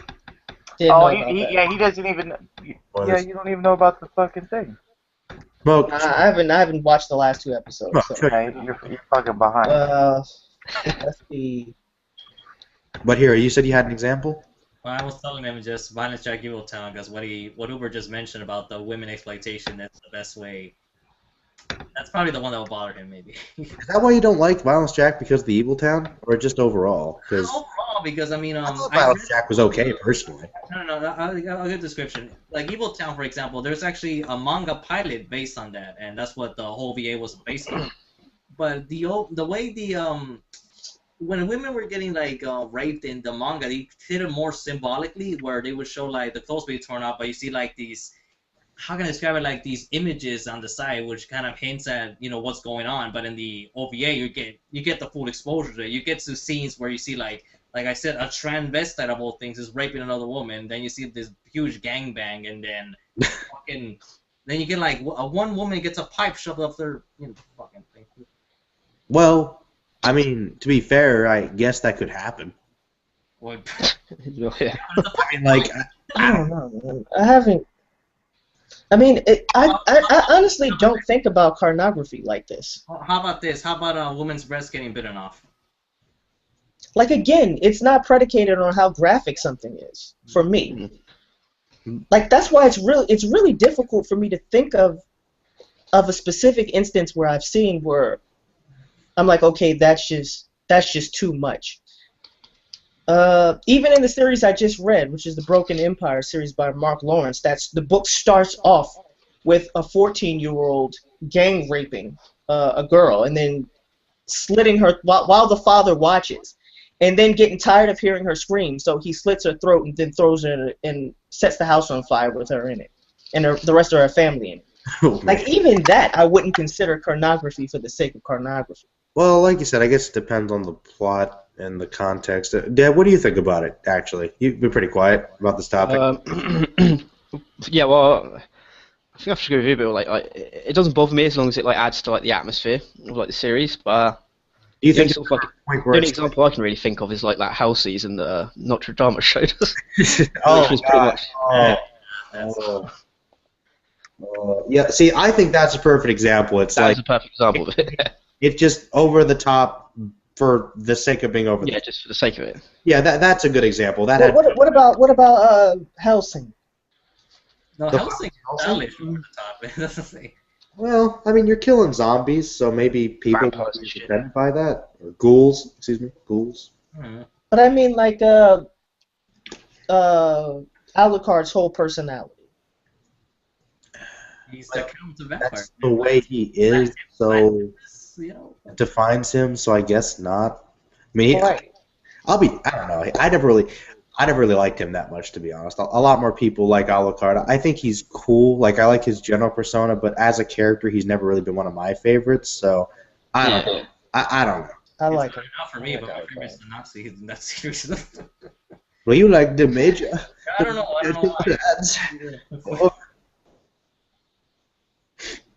Yeah, No, but, like, should we take the topic? Was not going. I finally found one found one. that really like disturbed me. Okay. The end of the First Law trilogy by Joe Abercrombie, Okay. where basically every main character at the end of that series gets systematically screwed. Like in what I mean, like, totally fucked up, either through death, through disease, through wasting away, through becoming some sort of slave. I mean, they just systematically get fucked up. It's like in And- Requiem for a Dream, sort of. I don't know, I haven't seen that. It's kind of the same way every character gets screwed up horribly in some way. But these characters get, Mhm. pretty much fucking annihilated in really fucked up ways. Now, the way I felt at the end of that series, because it was such a plot twist that I did not see coming, that left me just feeling empty. Well, that's kind of messed up. Then. It just left me feeling. I mean, it left me feeling emptier than A Song of Ice and Fire by George R.R. Martin. Well, that's pretty bad. The only time I could think I got depressed by something like that, I remember when I watched the Berserk anime after the ending. I was like, I was depressed for like a day. Dude, I get depressed watching Hellgirl, man. So like, fuck, that's a Yeah, Hellgirl's pretty depressing that too. one's like fucking heavy shit. Yeah, I don't know. I wasn't depressed though. I felt empty. that's Like, worse. I That's felt worse. I felt like just a complete, utter sense of nihilism. Like, that really disturbed me. Like, even to this day, like, I have not reread that series. Well, I I'm would. not sure if I will. Oh man, that sounds like quite an impact, honestly. Jeez. Very. Crap. Oh my No, god. but I kind of feel we need to change our topic now to something lighthearted. We've been on this for like 10, 20 minutes. All right, Hero. What would you like to talk about that's lighthearted? Would you like to talk about something? Want to talk about? I don't know. What? I don't know either. You want to change the topic? Change I wanna to change something the topic, fluffy. but I don't know what it is. Want to talk about Powerpuff Girls? Oh, they're so adorable. They're so cute. They're such a cute little things. Powerpuff Girls awesome. Want to talk about Powerpuff Girls? Eh? I want to go into sugar territory, man. No, I was thinking. I don't know. I was thinking maybe Dragon Ball since Dead was here, but I don't know. Well, Dead, how do you feel about Dragon Ball? Oh no. Just talk about those new chapter. That new chapter was terrible. Oh yeah. I know, right? It was terrible. I was. I just wish that he never even bothered to write it, and he just left that like special TV episode because it made more sense. I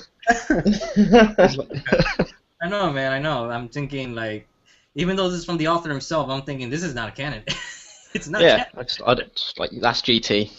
It's got GT stamp on Wait, it. what? Well, he wrote another chapter. Yeah, it was all to do with like Bardock's backstory and basically just to introduce Goku's mother, and that was literally it. It was terrible. Oh, he finally introduced Goku's mother. I know, right? After like what, 20 years? Yeah, he's apparently going to write in 17 and 18's like real names as well. Now I'm like, what's the point? Why even bother? I know, like if he's going to bring back stuff, just bring back stuff. Like don't tease these little things. Like okay, it's like fun facts. What is wrong with this trope of no mother? I don't know. Well, wait, what's wrong with it, or do you think? Well, he doesn't. I don't think he ever had to have a mother. I mean, it's not. I mean, in shonen anime generally, like what is up with this trope? Everyone has it.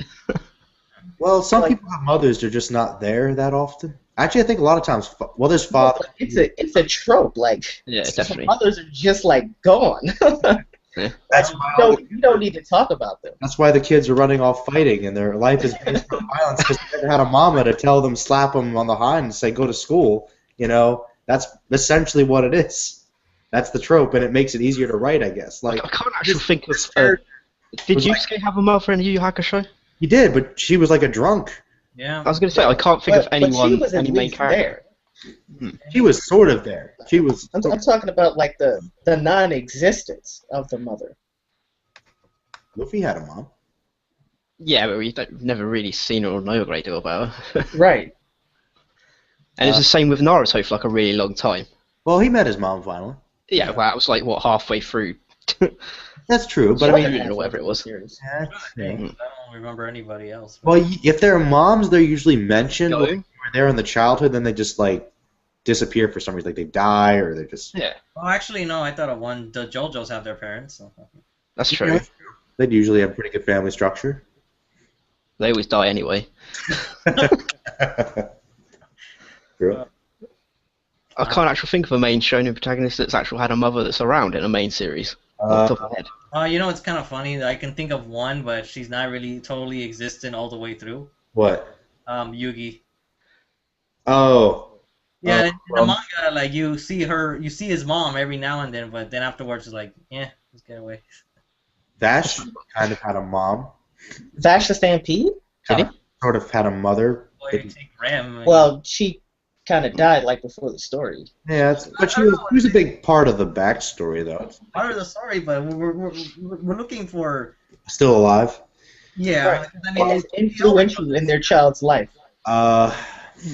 It's just me, but I think it's like a shonen thing for like the family to sacrifice themselves for the rest of the family. Next generation, yeah, kind of. Like if you take like even the Joestars, I mean with Jonathan's mom, then you take shit, who was I thinking about right now? Think of anyway. Yeah, I don't know. I think the moms are just gone. It's a good point. I don't know why that is. I forgot now, because I was thinking Elric brothers, but then she passed away too. So. Yeah. She was kind of a big reason for the series because she was dead. Oh no, not her either. Nope, she was dead from like episode 1. I was gonna say Amuro. His mother was like around. Well, okay. Like, oh fuck, would Gone Freaks count or no? No. That's technically his aunt. Yeah. His aunt. Isn't that his aunt? Yeah. Yeah, it's his I mean, aunt. she was there, and even she was only like there, the first chapter? You know, like Pretty much. he doesn't really count either. Well, I don't know, because I was kind of wondering since his real mom is like someone else, but whatever. Yeah, but she's never really been mentioned, has she? Like, What? she's always been more concerned about the dad, of course. I Finding actually don't think so. The only time Gon's actual mother comes out is when when he's listening to that tape recording, and even then he's like, "Nah, I don't want to hear you." Yeah. That's true. women don't matter in shonen, apparently, which is kind of It's goes pretty along. true, though. Yeah, generally that is kind of true. Oh, Unfortunately, okay. You know, it's not even shonen, man. It's not even shonen. Batman and Superman, man. what about Batman and Superman? Their mothers Oh don't take. yeah, there's no mother. Think about it. Hey, there's no father either. And Superman. No. Superman's father in the comics is Wait. there, and he's quite prominent. No, Wait, but I'm Superman talking about, had Ma and Pa Kent. His parents raised him. They're still alive. That Yeah, does but not- they're not his parents' parents. yes, they are. They raised They're him. parents to him. Blood relative. They raised him. So no. No, but what I was referring to though was their focus is always on the male character. Because think about Kal-El. What they never Right. speak about his mom. Then take the Wayne family. They always say that Thomas Wayne did all these things. What about Martha? What is Which she? is interesting. Which is Yeah, interesting that's true. because actually Martha Wayne, she actually did a lot of things too. And if you read the comics, Bruce was actually closer to his mother. So I find it interesting that they always focus more on his father when he was actually not as close to his father. What is that? What? It's true. Like his father was always away at the hospital. His mother raised him and like trained him to be the person he is. The reason he's Batman is mostly because of his mom's teachings, not his dad's. But they never bring that up in the comics. They ignore her completely. Like even in the new game coming out, they have his father giving a speech. Like his father isn't that great. I could think of a reason why, Not but it as- has a lot to do with feminism and philosophy. Not sure we want to go there. no, we can always go into feminist philosophy. What I was going to say is 'cause it some weird way makes the character more manly, that he's been, his whole idol is his Right. father in a sense. But I guess. But I mean, I think it really has to do with the idea of primogenitor, the offspring of the father. I mean, the mother is almost always erased. yeah. But that doesn't. Sure, the foundations of masculinity for the male character. But that doesn't necessarily have to remain that way. I think that's kind of a. Right, it doesn't have to, but now that I think about it, I Usually it's can't really think of a male character whose mother is prominent. I mean, you could say Spider-Man has. Like the same thing with Tony Stark, with his father. Well, Uncle Ben was Spider-Man, if you were going to say that, Oh, mate. yeah, you're right. You're right. That was probably more important. Aunt May's there to be saved. Yeah, no, because all them go with the quotes. I mean, like even they all go to the father figure just because their characters. God damn it! Can you think of any comic book, like a mainstream comic book character who has a prominent female figure, like the mother figure? I can think of one, but the main character's a girl, so that's the thing. Right. I was thinking Wonder Woman. Yeah, that's right. Wonder Woman has the prominent mother figure, but she's like the exception, and she is a woman. Right, but she's a woman, yeah. Yeah, that's kind of messed up, actually. I'm trying to think, because That's kind of annoying, actually. I can't think of any. Yeah, I can't think of anybody. Either they have a father figure, or there's like no parents at all. Yeah. It's true. Like, think about it. Like the Fantastic Four. Did we hear about any of their parents? No, they were fucking adults. Dude, parents. every fucking fictional character has that thing. I mean, I'm thinking Daredevil also. Like, it's His father was killed, and we never hear about his mother because his mother was already dead. yeah, His father was killed. everybody, man. Like, oh my God. Dude, man. It's like something no one has noticed until now. Oh my god, that's so bad. Wow. This is gonna sound fucked up, but there is a part of me Uber's okay. that's deep inside of me that feels that takes a sigh of relief at the fact that I was born a man. It's tough. Oh my god. Dude, like all the mothers just got erased. Just about. I mean, and even if they're there, like I said, Batman's mother, technically more important to the character, they never talk about that because I can't think of like nobody in the Justice League, nobody in the Avengers, like Thor, Like his mother isn't around. I mean, she's around, but he cares more about his father, obviously. Yeah. Even they all even have daddy issues for starters, or some sort of abuse of some sort, man. I'm thinking like. I mean, you could technically say Green Arrow, but I mean, he does die. His dad. It's like the mom has to die, like for the sake of the child. It's like. That is crazy. The closest one I can think of is Superman. He does have both parents around, but if you want to get technical, there is adoptive parents. But I still, that's like the only character that has a prominent mother figure around, and if you think about it, they're really not that important to the story. It's like I'll go home, I'll reevaluate my roots, and then I'll go back and fight the bad guy, and that's about it. There's only one character, and there's two anime characters I can think of where the mother figure kind of took things. Or a female figure, because take Joseph Joestar, he had Erina, his grandma, and Lisa for a parent. Yeah. And there's Claymore, which she's a woman, but her mother figure was Teresa.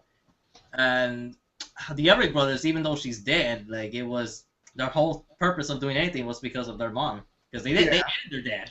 That is true, but their relationship throughout the series was, I think, more prominently with their father and dealing with their father issues and daddy issues. Like they were fine with their mother. What they did to their mother was they thought was a result of the teachings their father gave them and him not being around. So once again, it's like, the father relationship and then sort of the mother. Fuck, I'm really trying to think about this because everything I goes to mail, like Goku, like fucking Gohan. Yep. Maybe well, I was gonna say Harry Potter, but well, his mother was both his parents were a big deal, but once again, they were killed off in the beginning. It's the role for every story. It's the story of. Either the mother is erased or she's displaced. Yeah. I'm trying to think. Now I'm starting to feel there's got to be a superhero. There has to be a new superhero has to be made where the parents are always there. Oh, fuck. And the mom's like always there. Or the father's dead and the mother's there. And the mother's like, here, I will give you superpowered cookies to charge you with life. Homemade stew. What about Sarah Connor? Well, she's a strong female character. That's a good one. But yeah, that's true. She's a strong female character and a mother, but the main hero of all of Terminator is John Connor. Yeah. And she is just a producer of that. Now, since there's more of a focus on her, that's a good example, but she's not the character who has a parent. She is the parent, which it's still good that she's a strong female character, but once again, it's not exactly. That's true, too, yeah. Because the Sayer, the Messiah, Christ figure is, of course, John Connor, white male, same old shit. So, you know what I'm saying? Like, it's not really a big leap when you think about it. But she's a good example. Shit. Nope, not quite. Not quite. You almost had it. He's like, oh, what about Sarah Connor? Nope. No. Really, like, the stuff that I'm writing, I feel like I need to do some rewriting shit now. Well, if you think about it, Godzilla had a son, which means that if he reproduced a second, he's a mother. Right? Come on, man. We can do better than that. I mean, hey, technically his son took over, so it's like Godzilla. What do you think about the Japanese complaining about they think the American Godzilla he looks too fat? Have they watched Godzilla? Well, everything in America is too fat. No, Godzilla's always been a little chunky, so I don't know what they're talking about. They should know. After 30 movies, they should know this. Godzilla's always been chunky. What are they fucking talking? He's slimmer than he's. Just lucky that they should be happy that it doesn't take place in Texas. Yeah. Oh my god. That's the next Transformers movie. Oh, what? It'll be in Texas? Mark Wahlberg, yep. You know what happens when you fight people down in Texas, man? Because you see the secret agency, their big plan to take down Optimus Prime, you know what they're going to do? They're going to take him down with guns. Yeah. Yeah. I feel embarrassed when you said that because I live in Texas and everyone's got to bring. You live in Texas? Yep. In Texas.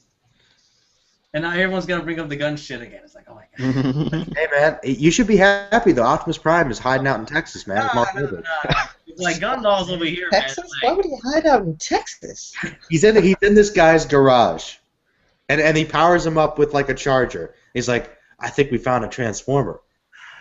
Right, like I know that, but like, why would he hide out in Texas? Well, I mean, who would want to go find him? The big state. Yeah, but I mean, like, why not go out to like somewhere in Wyoming? Space, man. I don't know. Knowledge, but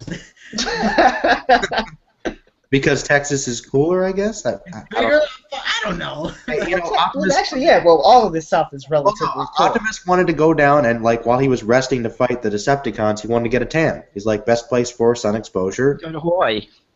Yeah, go to Hawaii for that shit. Well, he can't fly. He can't fly. Remember, right? You can swim over the Okay, sea. well, what about Florida?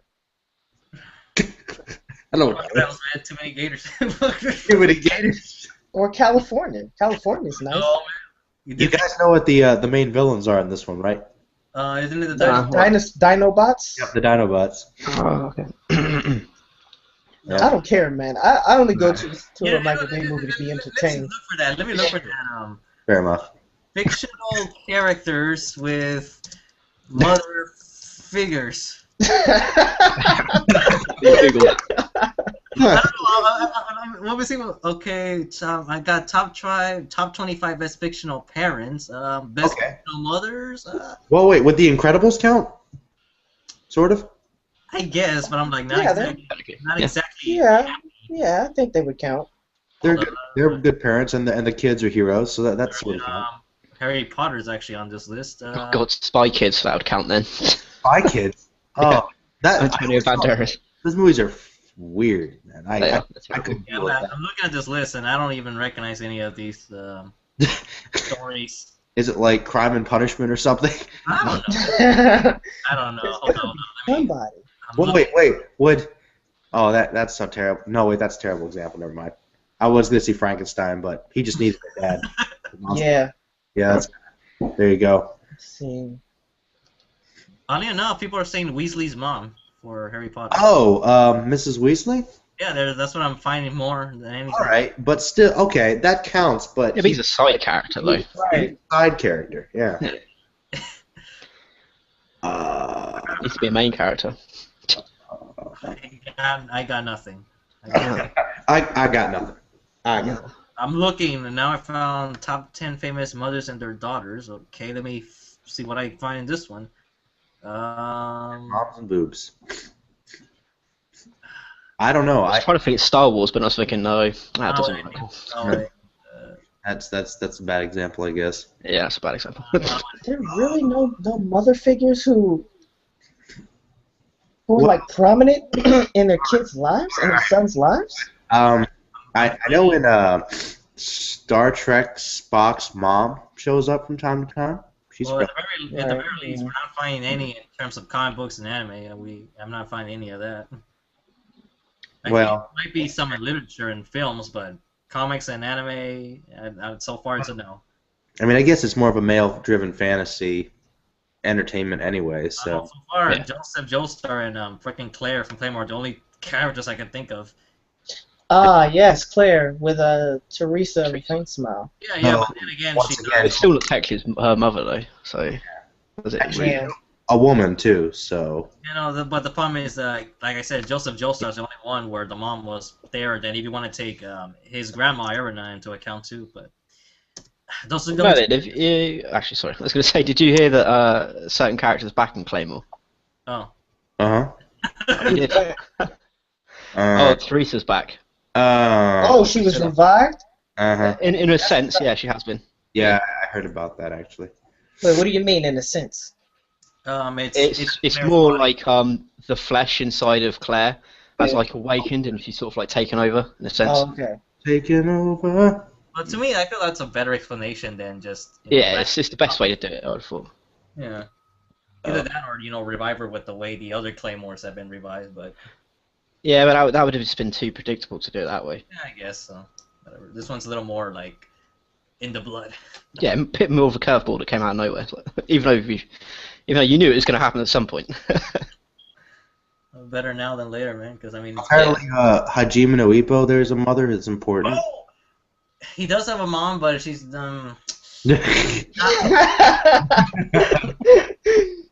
not the focus. There's another character who has a mom, but she's dead, and that's his reason. Of course she is. Then there's another guy who has a family, but he doesn't like his family. Well, I mean, if they're there, God damn it. I think it might be a lost cause. Apparently, somebody in the comments stated that there might be one reason for that's because of just a high divorce rate in Japan. And It is? How high is the divorce rate? what did they say? Not a lot of people even get married in Japan, though, do they? Oh, Their whole careers and jobs and stuff, they don't even like to even get partners. And there's the whole Japanese people are dying out in a sense because they're not fucking. Yeah, too much on. What about Wolf's Rain? Does that count? Wasn't that girl like the mother of the. yeah, the wolves?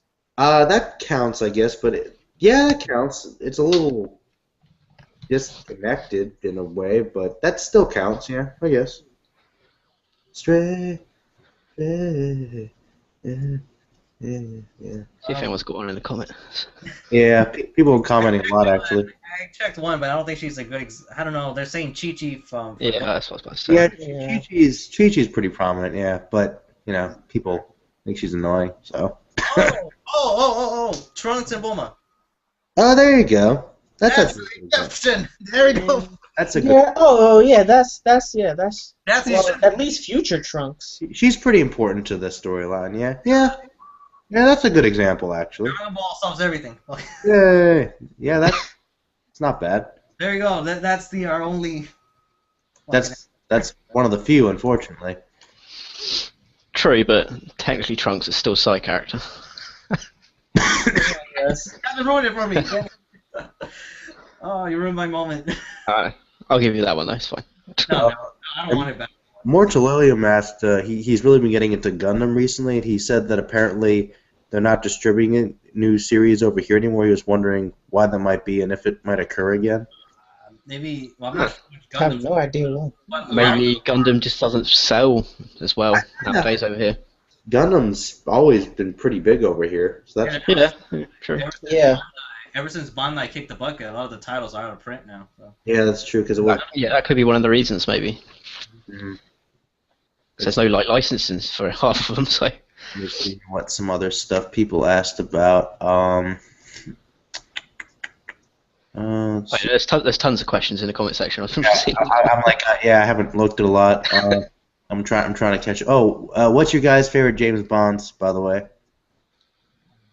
I haven't seen any. I've seen like maybe 2 or 3. Oh wow. Well, which ones have you seen, Uber? The most recent ones with No. who was his name? Daniel Craig. Yeah. Yeah, that guy. Let's see here. The new one's alright. Oh, I like Sean Connery the best, probably. Yeah, same here. Let's see here. Besides Kenshin, Abdullah's asking what other works by Nobuhiro Watsuki we recommend. He really likes that manga. He was wondering what else. Has he done anything else apart from Kenshin that's popular? Z3 suggested embalming. Yeah, he did Embalming. Okay. The other series I could think about, but I don't know if it's any good or not. It's Flashy Brown said Light Yagami had a mom. I found one. It's true. Vincent? Invincible. Oh, Invincible. Yeah, when his father left, his mother stepped in. Oh. Debbie Grayson. Okay. Oh, okay. Oh, okay. Yeah. I know what you're talking about. Is it a movie? I'm trying to. The name rings a bell. Yeah. No, Invincible, the comic book by Yeah. Image Comics. Oh. What was that guy's name? I'm thinking Unbreakable. That's probably why. No, not Unbreakable. That's a good movie though. No, it's like it's a alternative comic. Okay. Let's see. Independent comic. Well, yeah, it's a superhero comic. So, Yeah.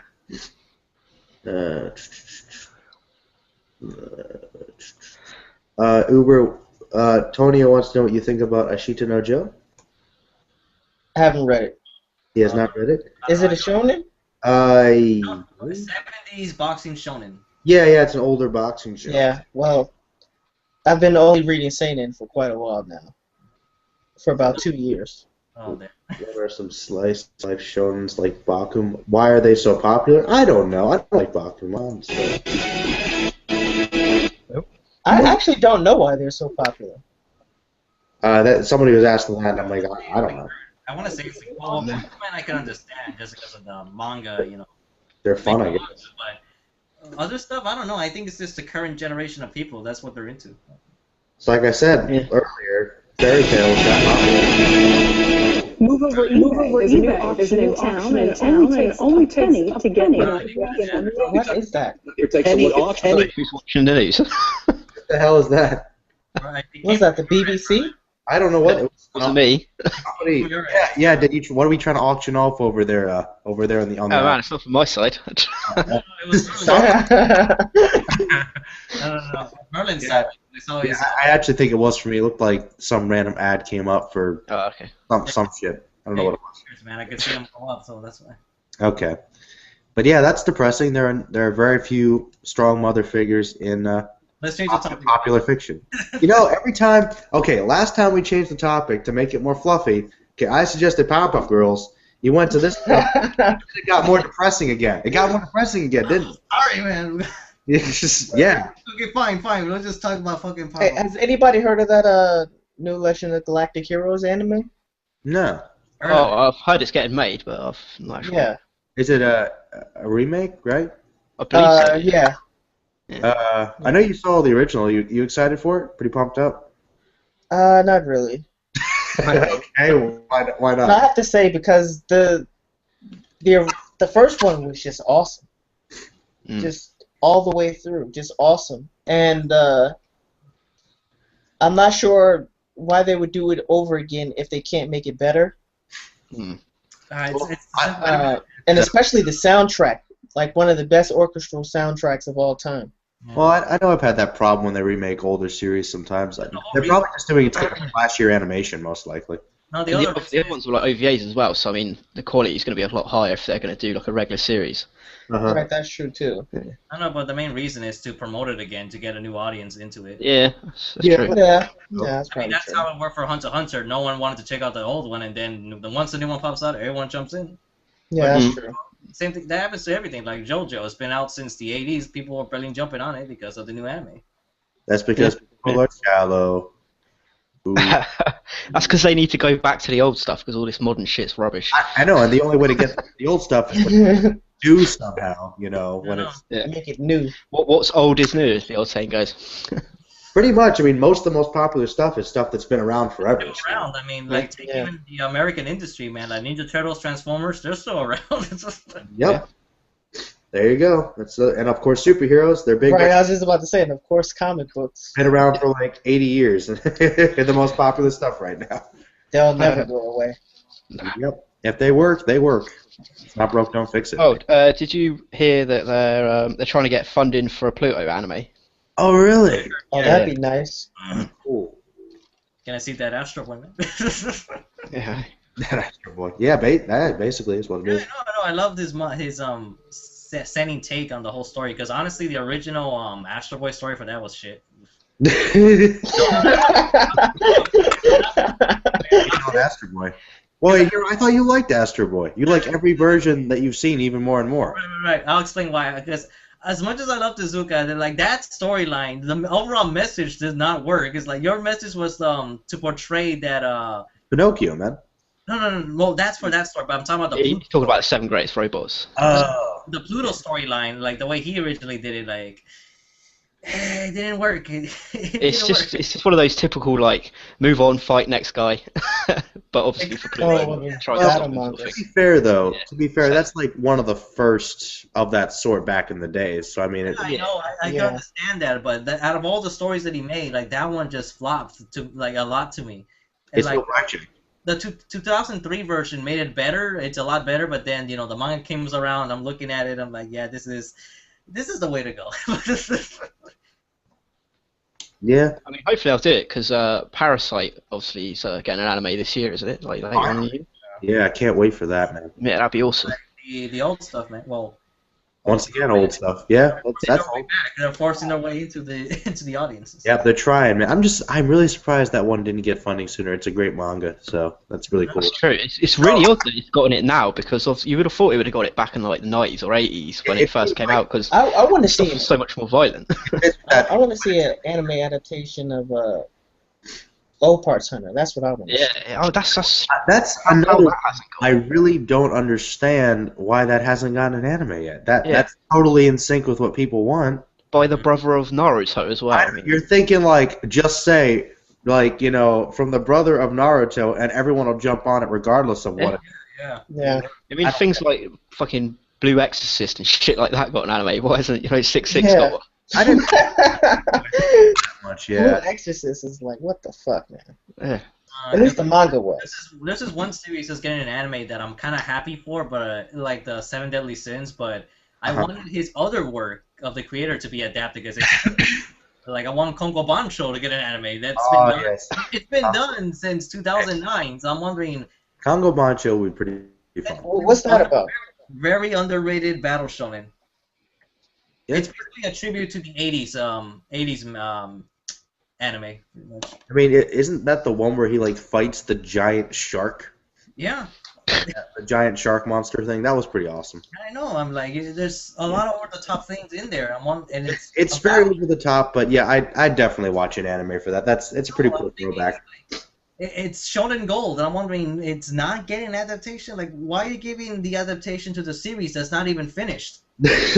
Well, once again, why do they do that anyway? Like, I hate what... never mind. I know, go to the one that's finished, then work on to the other stuff. No, really, it's like you've got all these, like, smaller series that finish, adapt them first, and, like, because, like, half your anime series are going to be ruined because you don't even have a manga conclusion to follow off of, so... Right. You'll either like cut it off right away and people will be angry. You'll go off and maybe like Fullmetal Alchemist, it'll work and people will like it, or most likely you'll just go off and people will be like. Lately, everybody bitches about changes now. So. Exactly. So I mean, just wait. Like, if the manga was popular, then people will want to see it animated. You'll have something to give them to wait for. Right. Up and then having a also, Akira. Yeah. I'd like to see a series for Akira. Ooh, like closer to the manga. Well, there's plenty of. I think like OVAs would be better for it. Like give it like. Yeah, but OVAs take forever. Episode or something. My problem with OVAs is that it takes forever to come out, man. That's true. But people would like it because Akira is pretty big. But I would like to see more Akira. That is true. You know, like Hellsing Ultimate took like Saint Seiya, like to adapt this last arc in OVA format took like 10 fucking years. Oh my gosh. Saint Seiya takes its time on everything it does though, like every series. That never-ending spin-offs for Saint Seiya. I know, man. Well, it'd be interesting to see what they do with Berserk after this, that last OVA. Yeah. They'll probably make more OVAs. I mean, there's plenty of material to work with, so yeah. I guess it's easier than doing a whole other series, though. I'm surprised they didn't do that either, because that would probably be popular. Yeah. That'd be very popular. You know, so that's odd too. Yo, whatever happened to that monster? HBO. Yeah. Well, the thing with that is that like Del Toro's like really synonymous with saying like I'm going to create this, and then he never makes it. So I've always been really, really skeptical, even with HBO going because that's what he does. He goes, I'm going to make this movie, and then it never happens. Because with the Hobbit movies, originally he was supposed to direct. Yeah. He was supposed to do it. And he said, I'll just help write it. And Peter Jackson pulls out so much stuff. That, he takes on these big projects and then says, never mind. So that sucks. HBO Monster would be just fucking amazing. Oh, you know how much of a big help that would be for the anime fandom. They'd be like, based on this comic, and then they'd be like, manga, what is this? And then it would bring a whole other audience into that. And then if that comes out, fingers crossed, 20th Century Boys anime. It could really do a Game of Thrones type thing. Yeah, definitely. Oh, 20th Century Boys would be amazing. I love it. Yeah, 20th Century Boys was awesome. A lot of people didn't like the ending, though. A lot of people thought the ending was kind of weak. I liked the ending of that better than the monster ending, personally. You then got to read 21st Century Boys, though, don't you? Like the last two to sort of like wrap. I've not read those two yet. I read those. That is true. Oh, you know what else I'd like to see get an anime, but it's got to be like a really great animated Vagabond. Ooh. Yeah, that. How could they not have done an anime of I Vagabond? know, considering how like big Miyasashi, whatever his name is, that how you pronounce his name? Takehiko samurai. Inoue. Yeah. I mean, that samurai guy, he's still like really iconic in Japan now for the Book of Five Oh yeah, Rings. Musashi, Miyamoto. Character.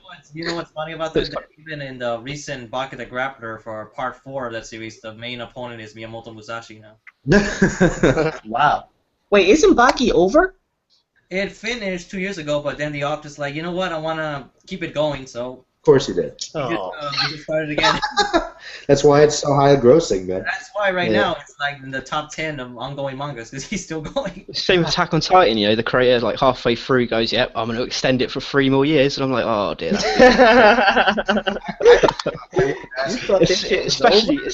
I know you're pretty on that. I was curious. I've been telling people. A lot of people have been asking me, and I don't know. Is Attack on Titan going to get another season? Because I don't. Yeah. It's been confirmed. Like it's really popular. It should, but I haven't heard anything official yet. I mean, I can't see them not doing it because of the massive hype and popularity of it. It just exploded, did it, like last summer? So it did, but I mean, like I said, I looked it up, and I haven't found any like clear evidence saying. I would say there's nothing officially planned yet, but we're pretty sure something's gonna happen. Okay. Yeah. I mean, it's the second biggest selling manga at the moment, isn't it? So I mean, I can't see that not being I one. figured, but it's just that I haven't heard it. So. It's been confirmed for a couple of months.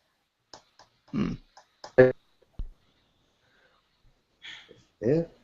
Oh, did it lag out then? Little lag. Yeah, I think it lagged out big time then. I don't know. I Right now we all went silent. We've just been going. Yeah, we all just went No, no, no. simultaneously. no lag. We just gave up. We united in our giving up. Shit, what was I gonna say? The only good thing about Baki the Grappler going is that it's weekly. Yeah. That was weekly. It's weekly. I don't know how the hell the guy keeps able to draw like so much detail every week because he probably has a team. Might have some people helping him out. Yeah, he definitely has an assistant. I guess He because this guy's obsessed with muscles, man. He really. Wait, when did it first start? He must be getting on a bit now. Oh, Like, was he 50s or 60s? Was it Baki in the 60s? I thought that was like the 80s. No, that's the 80s, isn't it? No, he meant the age of the author. Yeah, the actually. Oh, No, Baki started in 1991. Oh, okay. wow. How How the hell did he draw all that stuff? In 1991? Yeah, and he's still going. Well, he did take a 2-year hiatus, but right now the But how? Isn't there like 60 volumes? It's crazy. Okay. The author is 57 years old right now. So. Oh, okay. Wow, he's been eating off that shit his entire adult Yeah. life. Yeah. Well, Yeah, fuck it. It's like I'm a one-trick pony, but who gives a fuck? Hey, you know what? If you got one thing you're good at, just do it. Like, you know. I don't know. But honestly, man, you can see his passion for like physical fitness a lot in the series and exercising and fighting and all that. Everybody's got to have a theme. I know, because even the author himself, he's like into fuck. What does the author do? Hold on, He's let me check. into cardio. Bodybuilding? Okay, here we go. Bodyload. Before becoming a manga artist, he served 5 years in the 1st Airborne Brigade of the Japan Ground Self-Defense Force. Okay. He also competed in the National Sports Festival as an amateur boxing. Makes sense. And holds a degree in Shorinji Kempo, which he practiced since he was a teenager, which kind of shows like all of his works of Baki the Grappler. And funny enough, Baki the Grappler is not his only work that's long. Oh, so he's actually done another thing? Yeah, his other thing is called Garuden, but that one he just drew it. So. Oh, okay. Well, that doesn't. And that one's 25 volumes also. So. Is that another shown about manga? Yeah, it's another one. It's MMA fighting. So. Well, a lot of his stuff is MMA actually. So. UFC anime. I'm pretty sure that no one's done that yet. No, Shama. It's Okay. It's happened. Oh, that's. Shama's been out for a while too. Yeah, I think the series Tough was also like in that same style. I wonder what that's about. Possibly being tough, badly. I've not read it, but isn't that I've heard of Holy that. Land supposed to be kind of MMA-ish? Or was it Street Fighting or some shit? I don't know. No. Uh-huh. I can't remember. Can't remember what that was about. But I've heard of it though. Mm-hmm. Has anyone checked out that Vinland Saga? I haven't read Vinland Saga. I've heard of it. What's that one about again? It's the Viking. Thorfinn. Vikings. Yeah. Oh, okay. That's kind of different. Yeah, I'm thinking about picking that up. Seems quite You interesting. should. It's great. It's just freaking awesome. So either that or Kingdom, since Zoro keeps going on about me reading Kingdom. Yeah. Everybody's on about Kingdom, and I just have been like, listen, I gave it a shot. I gave it a volume and a half. It wasn't working out. Well, I don't know. I think a volume or so is enough time. But then you tackle it again. I mean, I don't know. It's kind of one of those theories. You say how long you get to give a series before you drop it. I mean, True. I usually give it about 5 volumes if it's a manga. like if a series has like a season and it doesn't pick up by the end of the season, I mean, it's probably not. Well, it depends. Like some stuff, like I'll really give it a chance if I really want to get to the end of it. Like Bastard. That thing starts off like it's like 8 or 9 volumes of just like shonen battle manga gag comedy. Just ridiculous, over the top, like womenizing and violence. I mean, it's just really, really crazy. Yeah, I think I'm familiar with that. But it's I mean, it's one of the best series I've ever read, though. I mean, after the time skip, especially. Didn't that get an anime, Bastard? Yeah, I think it got like. Yeah, some crummy OVA series. Oh, okay. I think that's like all I know of the series. Actually, somebody like showed it to me, and after that, I was like, yeah, I'm never watching that or reading that because it was so terrible. So Yeah. I don't know. Maybe I should actually give it a chance. But yeah, I tried to watch some of that, and I was like, that's pretty terrible. But that's a pretty I mean, well, the OVA was shitty, but I mean. Is that still an accurate representation though? The comedy and all the over-the-top crazy shit and the big titties and the womanizing, yeah, that's pretty much. That's pretty much what it is. Okay, then what about it was shitty exactly? Oh, the OVA? Yeah. Oh, I mean, it wasn't like a faithful adaptation. I mean, some of the stuff. I mean, like the voice acting was really shitty. Mm-hmm. Of course, the animation was awful. I mean, the dub was just shitty. Okay. Shitty adaptation. I got you. The manga isn't shitty though. Okay. I wouldn't say the manga is shitty. All right, fair enough. Maybe I'll give it another check out at some point. Perhaps. But yeah, at some point it just stops being a battle manga. It starts off as shonen, but then it turns into seinen. Huh. And then, I mean, I don't know what happened to Kazushi Hagiwara, but I don't know. Maybe it's because he had those heart attacks. He was getting closer to death, and seriously, all of a sudden, it became about God and the ethics of religion, and it just got really, really deep, really fast. Huh. But it's like a parody series? No, it stops being a parody series. Like, it just abruptly just stops being gag comedy. Huh. I mean, there are some comedic elements still in it, but very abruptly, it just gets really, really fucking serious. That's interesting. What point does it start getting serious? Because I might be more into it then. When God sends angels to destroy the earth, that's when pretty serious.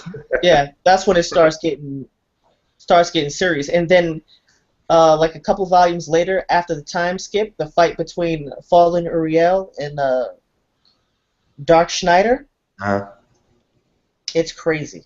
So it's like Evangelion Part 2. I've never seen Evangelion Part 2. I'm just kidding. I'm just. Oh. I couldn't even finish it.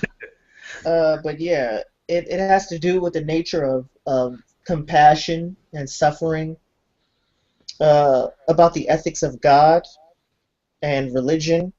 Sounds pretty heavy. Yeah, Um, that's interesting. Yeah, it does sound interesting. Well, now that I know a little more about and it, the artwork is just fucking. It's on some berserk level shit. I did see some panels of it, and it did look like very high quality artwork for sure. Yeah.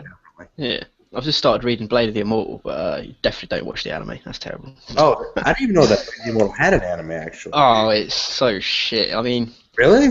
yeah. When did this come out actually? Was it like mid 2000s or something? Yeah, I think I'm going to say like 2006, I didn't 7. even know that had an anime. That's Yeah, I mean it's okay. But I'll say this: the beginning of it is alright, but I don't know if it got like cancelled or cut short or something. But it's just it gets to the very end of the series, and it kind of just shits on the main character. It makes him into a complete pussy. And oh, you did tell me about that. Yeah. the guy's he's immortal. He essentially can't die, and he completely pussies out and fighting this guy they've been leading up to fight. And it's like, what the hell? You did tell me. Oh, yeah. You did mention that. Yeah. Kingdom also has a shady anime. Yeah, I've heard. Have you seen some of It's those got, clips on YouTube? I didn't know. That animation's like PlayStation 2 graphics. Yeah. Wait. When did the Kingdom anime come out? What? Oh, this was like a couple of years ago. That was Like 2006 or something. And then they had another season. No. Kingdom No was 2 years ago, man. Kingdom was like 2 years ago. No way. Apparently the second season, I think Zori told me the second season's got different type of animation, but it's still not very I good. know. I just looked this up. Like, Oh, that's weird.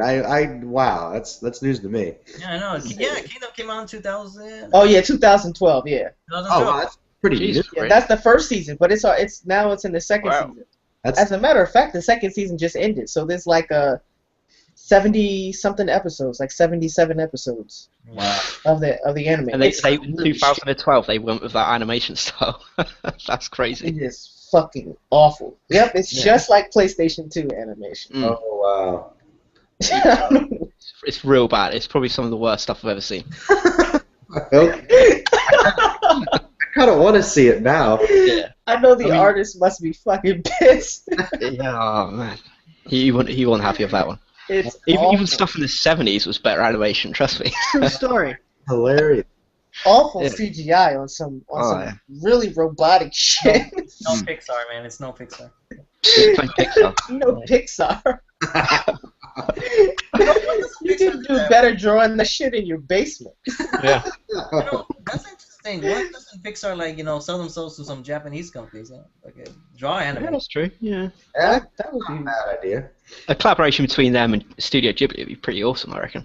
Yeah, actually, that'd be pretty cool. But then again, it's Miyazaki's like done now. 3 years or something just to come out. Yeah, he's retired, hasn't he? Mm.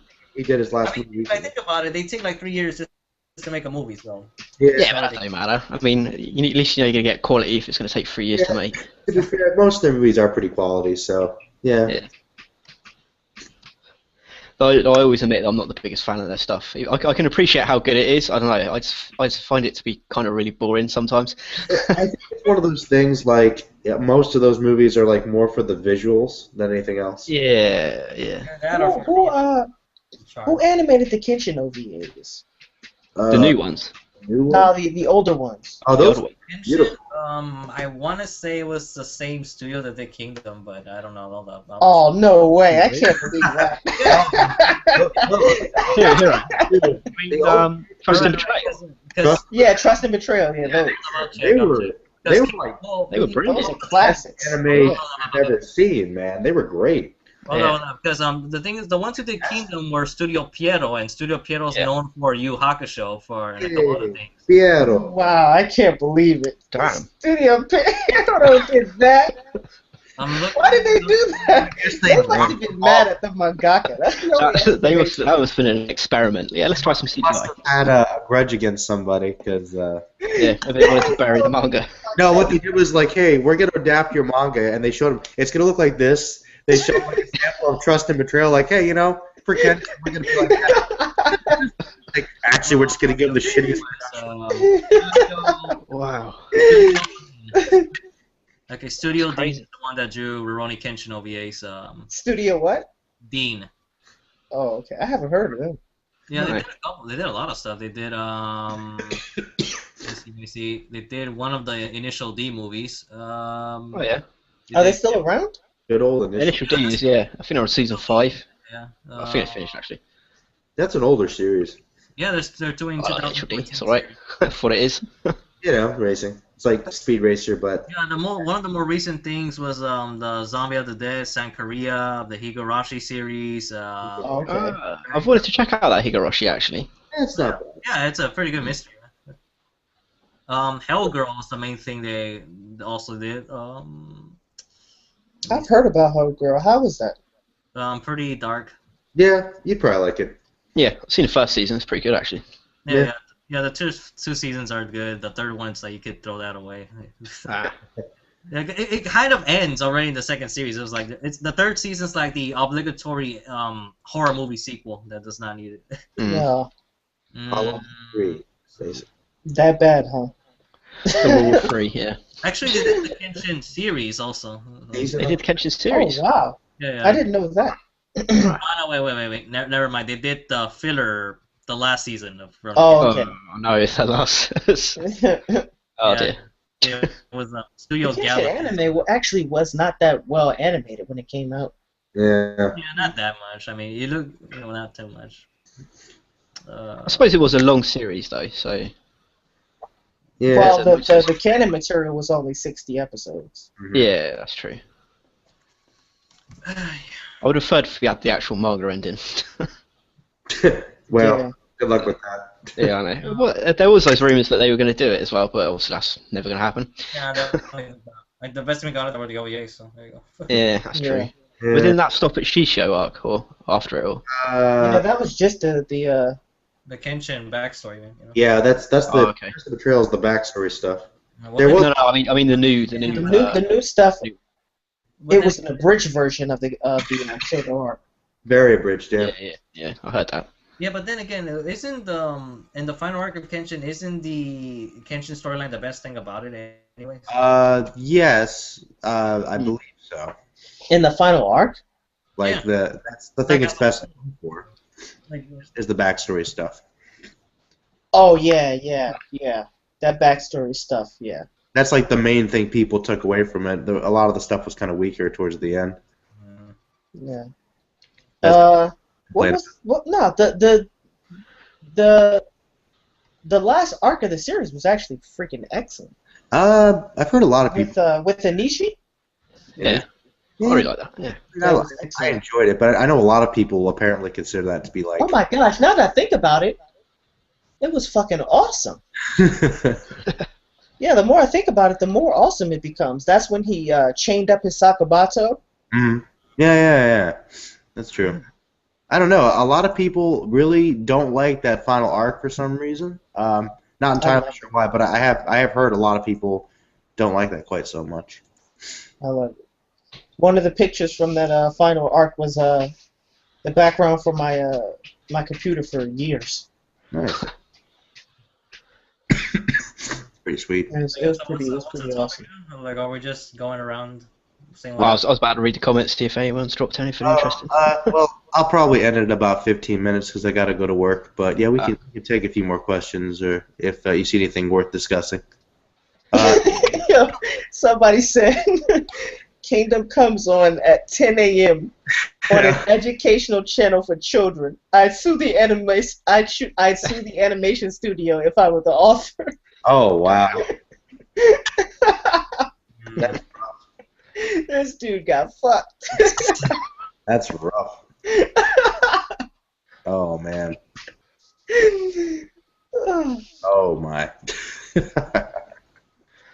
I'm pretty sure, isn't it like number 6 best-selling manga at the moment? I mean, surely I have to get some sort of reboot. I know it's been pretty popular, at least Yeah, from people I've heard of around here. especially recently.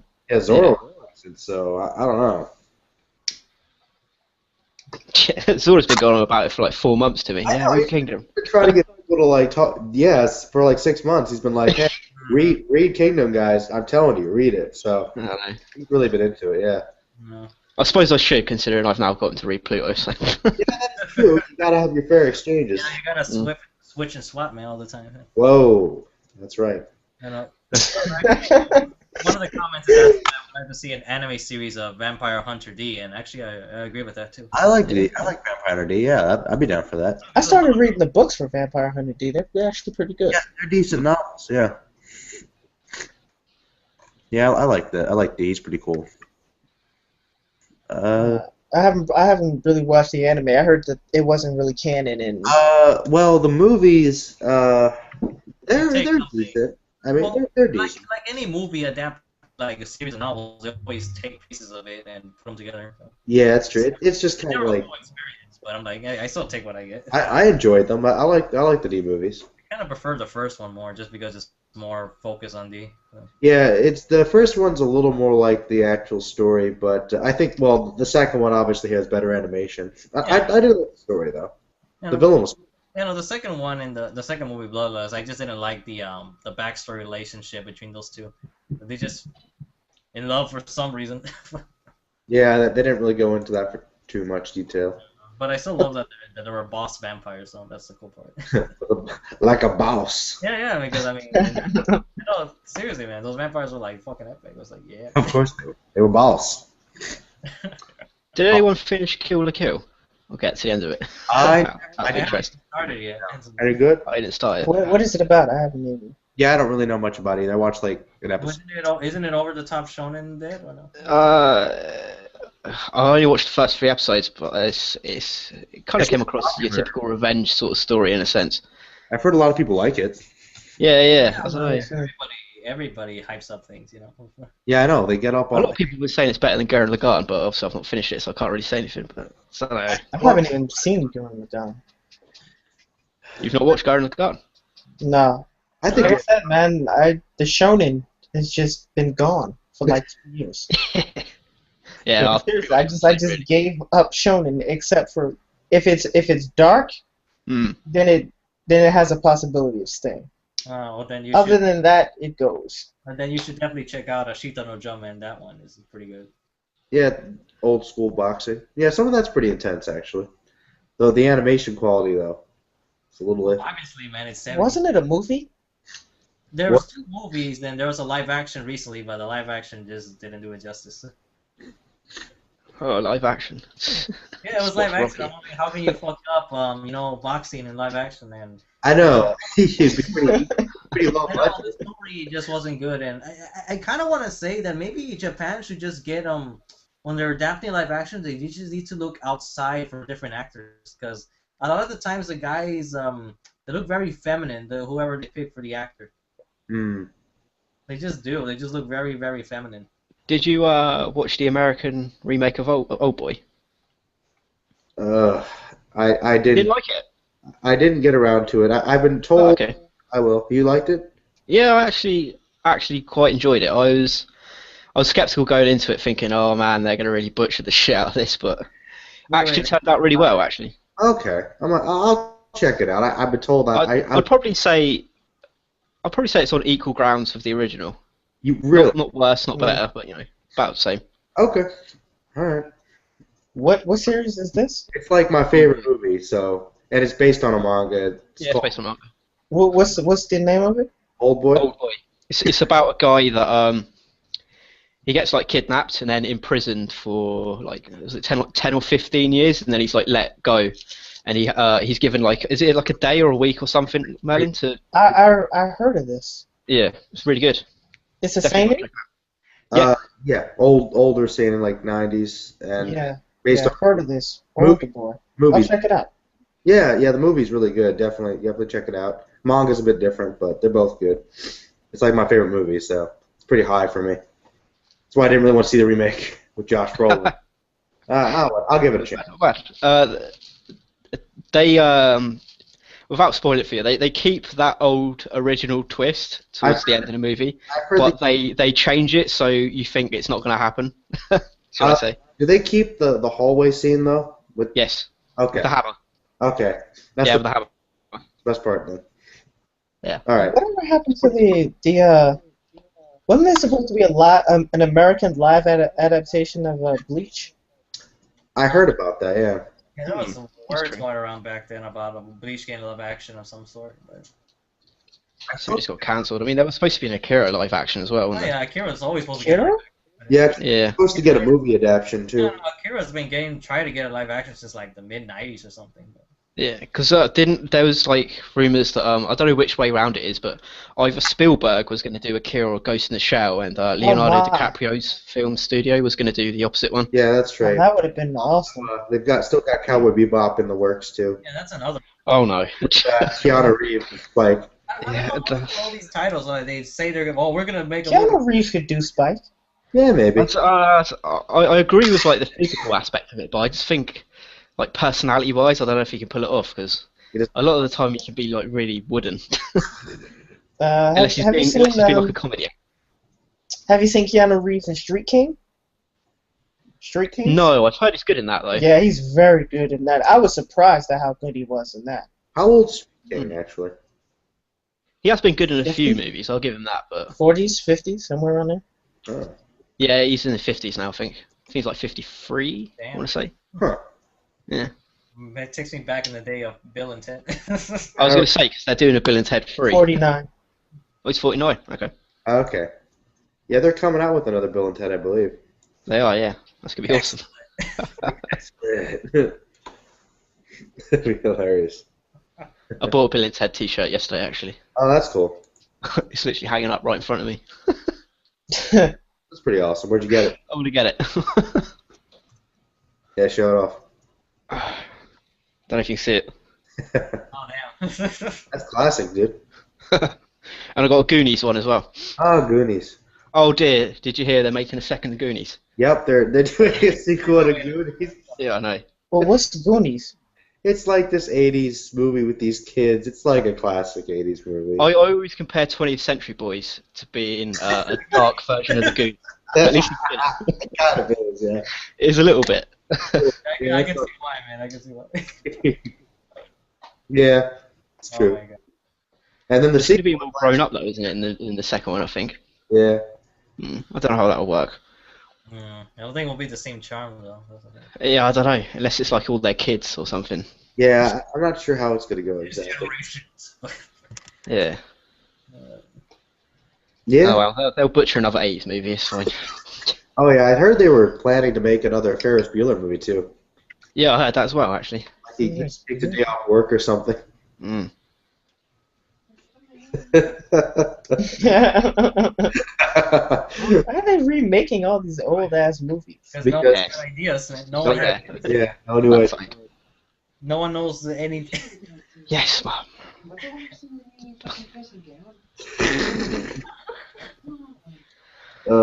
Keep it down, Dad. Keep it down. No. Well, no, they can't see you. Well, we can hear you though.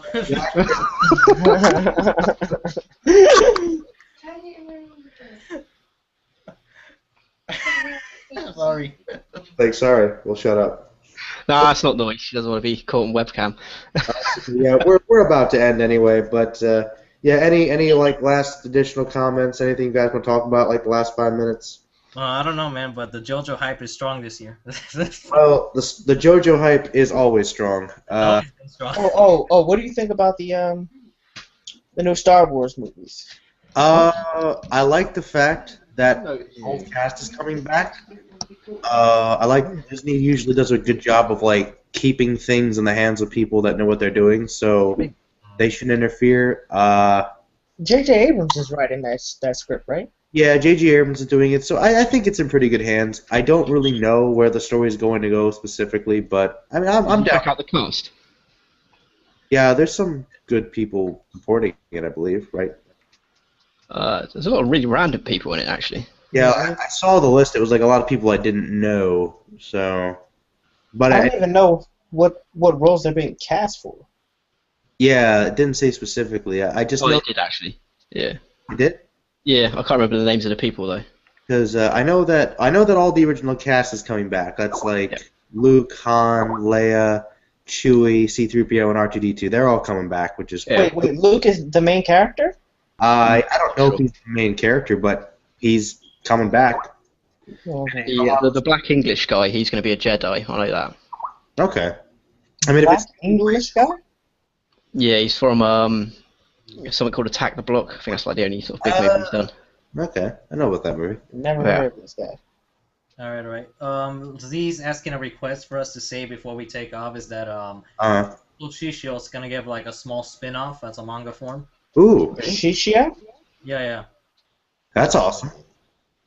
I think he people like him. He's a popular villain. He could probably get his own little spin-off series. It's kind of like with giving basically like I don't know somebody else. I don't like this going back to classics. Well, that's what they always do. That's what it's Every generation, well, our generation's like that, man, because no one's like Souther, Legends of the Dark King. It's people like that a lot. That Wait, Souther? You mean Souther from Fist of the North Star?